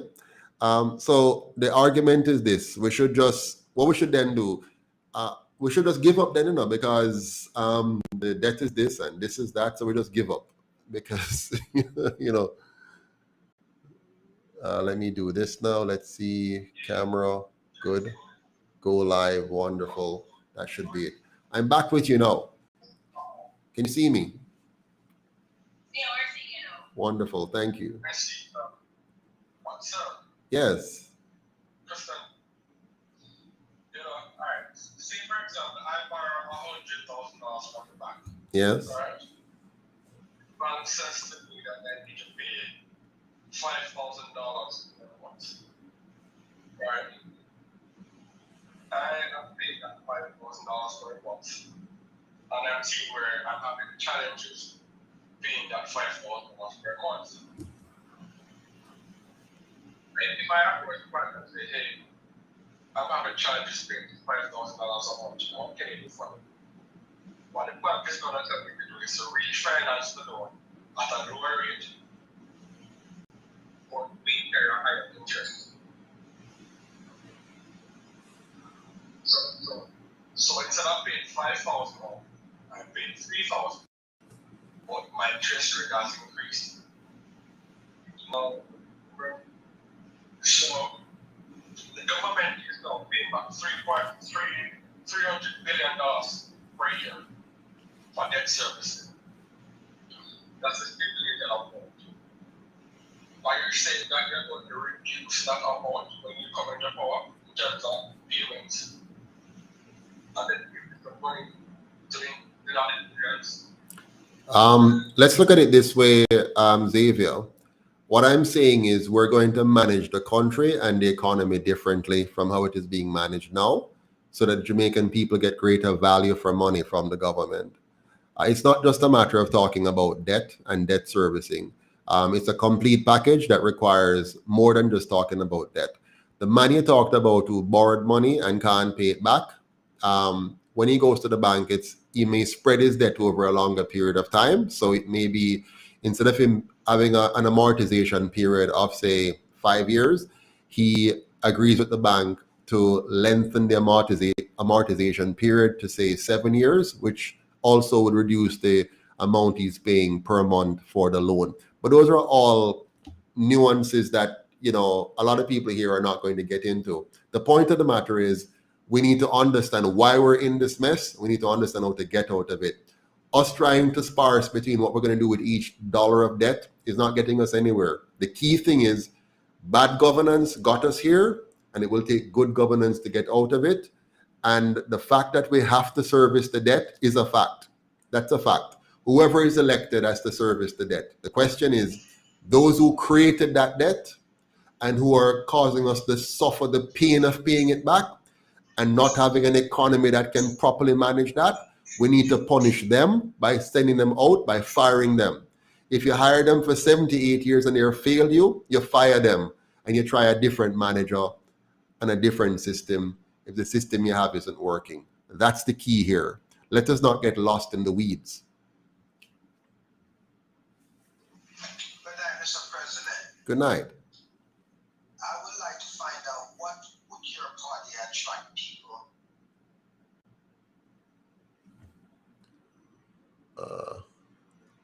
Okay, so we're disrupted again. I don't know if they can hear me anymore. Boy, a whole heap of disruption tonight, eh? Boy. Okay, yes, it's just circling. But my friends, I hope you found the session very useful. Now is a chance for you to rate the session. All of you who think that we did a good job tonight, give us a 10 out of 10 or 100%. If you think we did poorly, you give us a 1 out of 10 or some number below 5.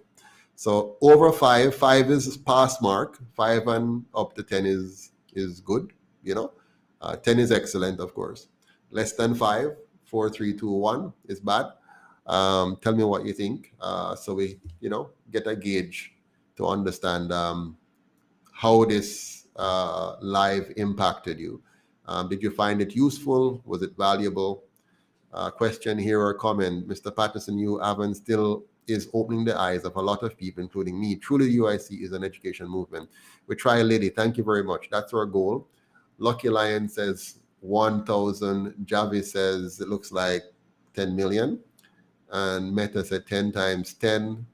Babu Blue says great answer. Repeated question though. Yes. Chappie Smith says 10. Wade Noble says pulling Jamaica out of the rut is something. I missed it. Purpose Driven Vibe says 109,999. Look like maybe 109 million %. Lady says always on point, Mr. Patterson. Thumbs up. Baba Blue. I totally agree with you. I would love to see that. I'm not sure what that was. 100%, nothing less, Mr. P. Unshakable. Lion Rule the Jungle. And Alan Scott says just join, but I see always 10. It's a pity I got disconnected, but such is life. You'll never see or hear the other party tell how to invest. Correct, Kevon. Them not really interested in our success as a people. They play games, and they like to pretend as though they care about poor people. They love poor people. That's why they like to talk about the poor people. They try to make poor be stylish. They love, if you notice, there are some of their supporters who love to call themselves poor people, and they love to talk about who help poor people. We don't want to have poor people. We want to build a country where people are poor. You understand? We want a country. You know what I admired when I was living in Canada? You hardly see anybody who is poor, even if they call themselves poor. They have a nice apartment, they drive a car, they have microwave and TV, they wear good clothes, you know. So they say they're poor, you know, but that's like Jamaica's rich. You know what I mean? So that's how I want Jamaica to be. I want Jamaica. When we talk about poor people in Jamaica, it's somebody who has a decent job, can buy a full basket of grocery every week, can drive a vehicle if that's what they want to do, live in a decent home with, you know, the nice lawn and driveway or walkway, beautiful, decent living room, dining room, kitchen, bedroom. The kids are comfortable. They're not packed up, and, you know, just a decent life, you know, a decent life, man. That's what we want for every Jamaican. So if you claim you're poor in a UIC Jamaica, that's the kind of person you must be as a poor person. Then you have the super rich, those now who figure out how to build a product that everybody wants. And we want enough of them people there. We want a lot of people who will come up with new products and new ideas, you know, around the world that people are buying, you know, not just in Jamaica. So we want Jamaicans here to build beautiful products that millions of people around the world are buying, and that money is flowing into our country. Javis says, Devery Williams, it's getting, not sure what that is. Like in the Netherlands, Mr. Patterson, those are the kind of poor people want. Yes, exactly. So until most Jamaicans understand Jamaica will be a better place. Okay, not sure what that means. Let me see if I can. I don't know how to, I guess it's finished. I'm going to assume that's what it is. So another time we will connect with her. We have done 3 hours and 11 minutes. My God, Mr. Harper, how are you going? Why didn't you stop me? Why didn't you stop me, boss? Oh, gosh. So, oh, you're muted. Let me fix you up here. Let me see. Sir Harper, can you hear me? Can you hear me? You're muted. Why we can't? I can't hear you. I cannot hear you at all. Oh, wow. Hold on. Let me. Can't hear you. Can you hear me now? Can you come out and come back in? Yeah, Just disconnect completely and come back in and see. I'm not hearing you at all. All right, folks. Somebody's asking about wrapping a car. You want to wrap the UIC car? Well, we don't have a UIC car, but, you know, my wife has donated our little vehicle that you drive around the place. We've been using that for a town crier. That's how we do it, you know. It's just it's like a family operation in terms of all of us just being family and trying to make this work on a very low budget. We're trying. So please, if you have not yet done so, go on our website now, sign up, and become one of those persons who contribute $25 a month or more or less based on your ability. But the more the better. We need 1,000 persons. I think we're now roughly about near to 100 or so persons. We need 1,000. So we still have 900 more to go. So please go on the website, sign up, and become a donor ASAP. Thank you, Relaxation Music. Mr. Harper, can you speak now? Let me see if you're on. Can you hear me now? No, not a word. Can't hear you. Me? Wow. Sorry. All right. Well, everyone, thank you very much. Have a good night. My wife is going to kill me. It's now 10:12. I have to go. Take care. Talk to you soon.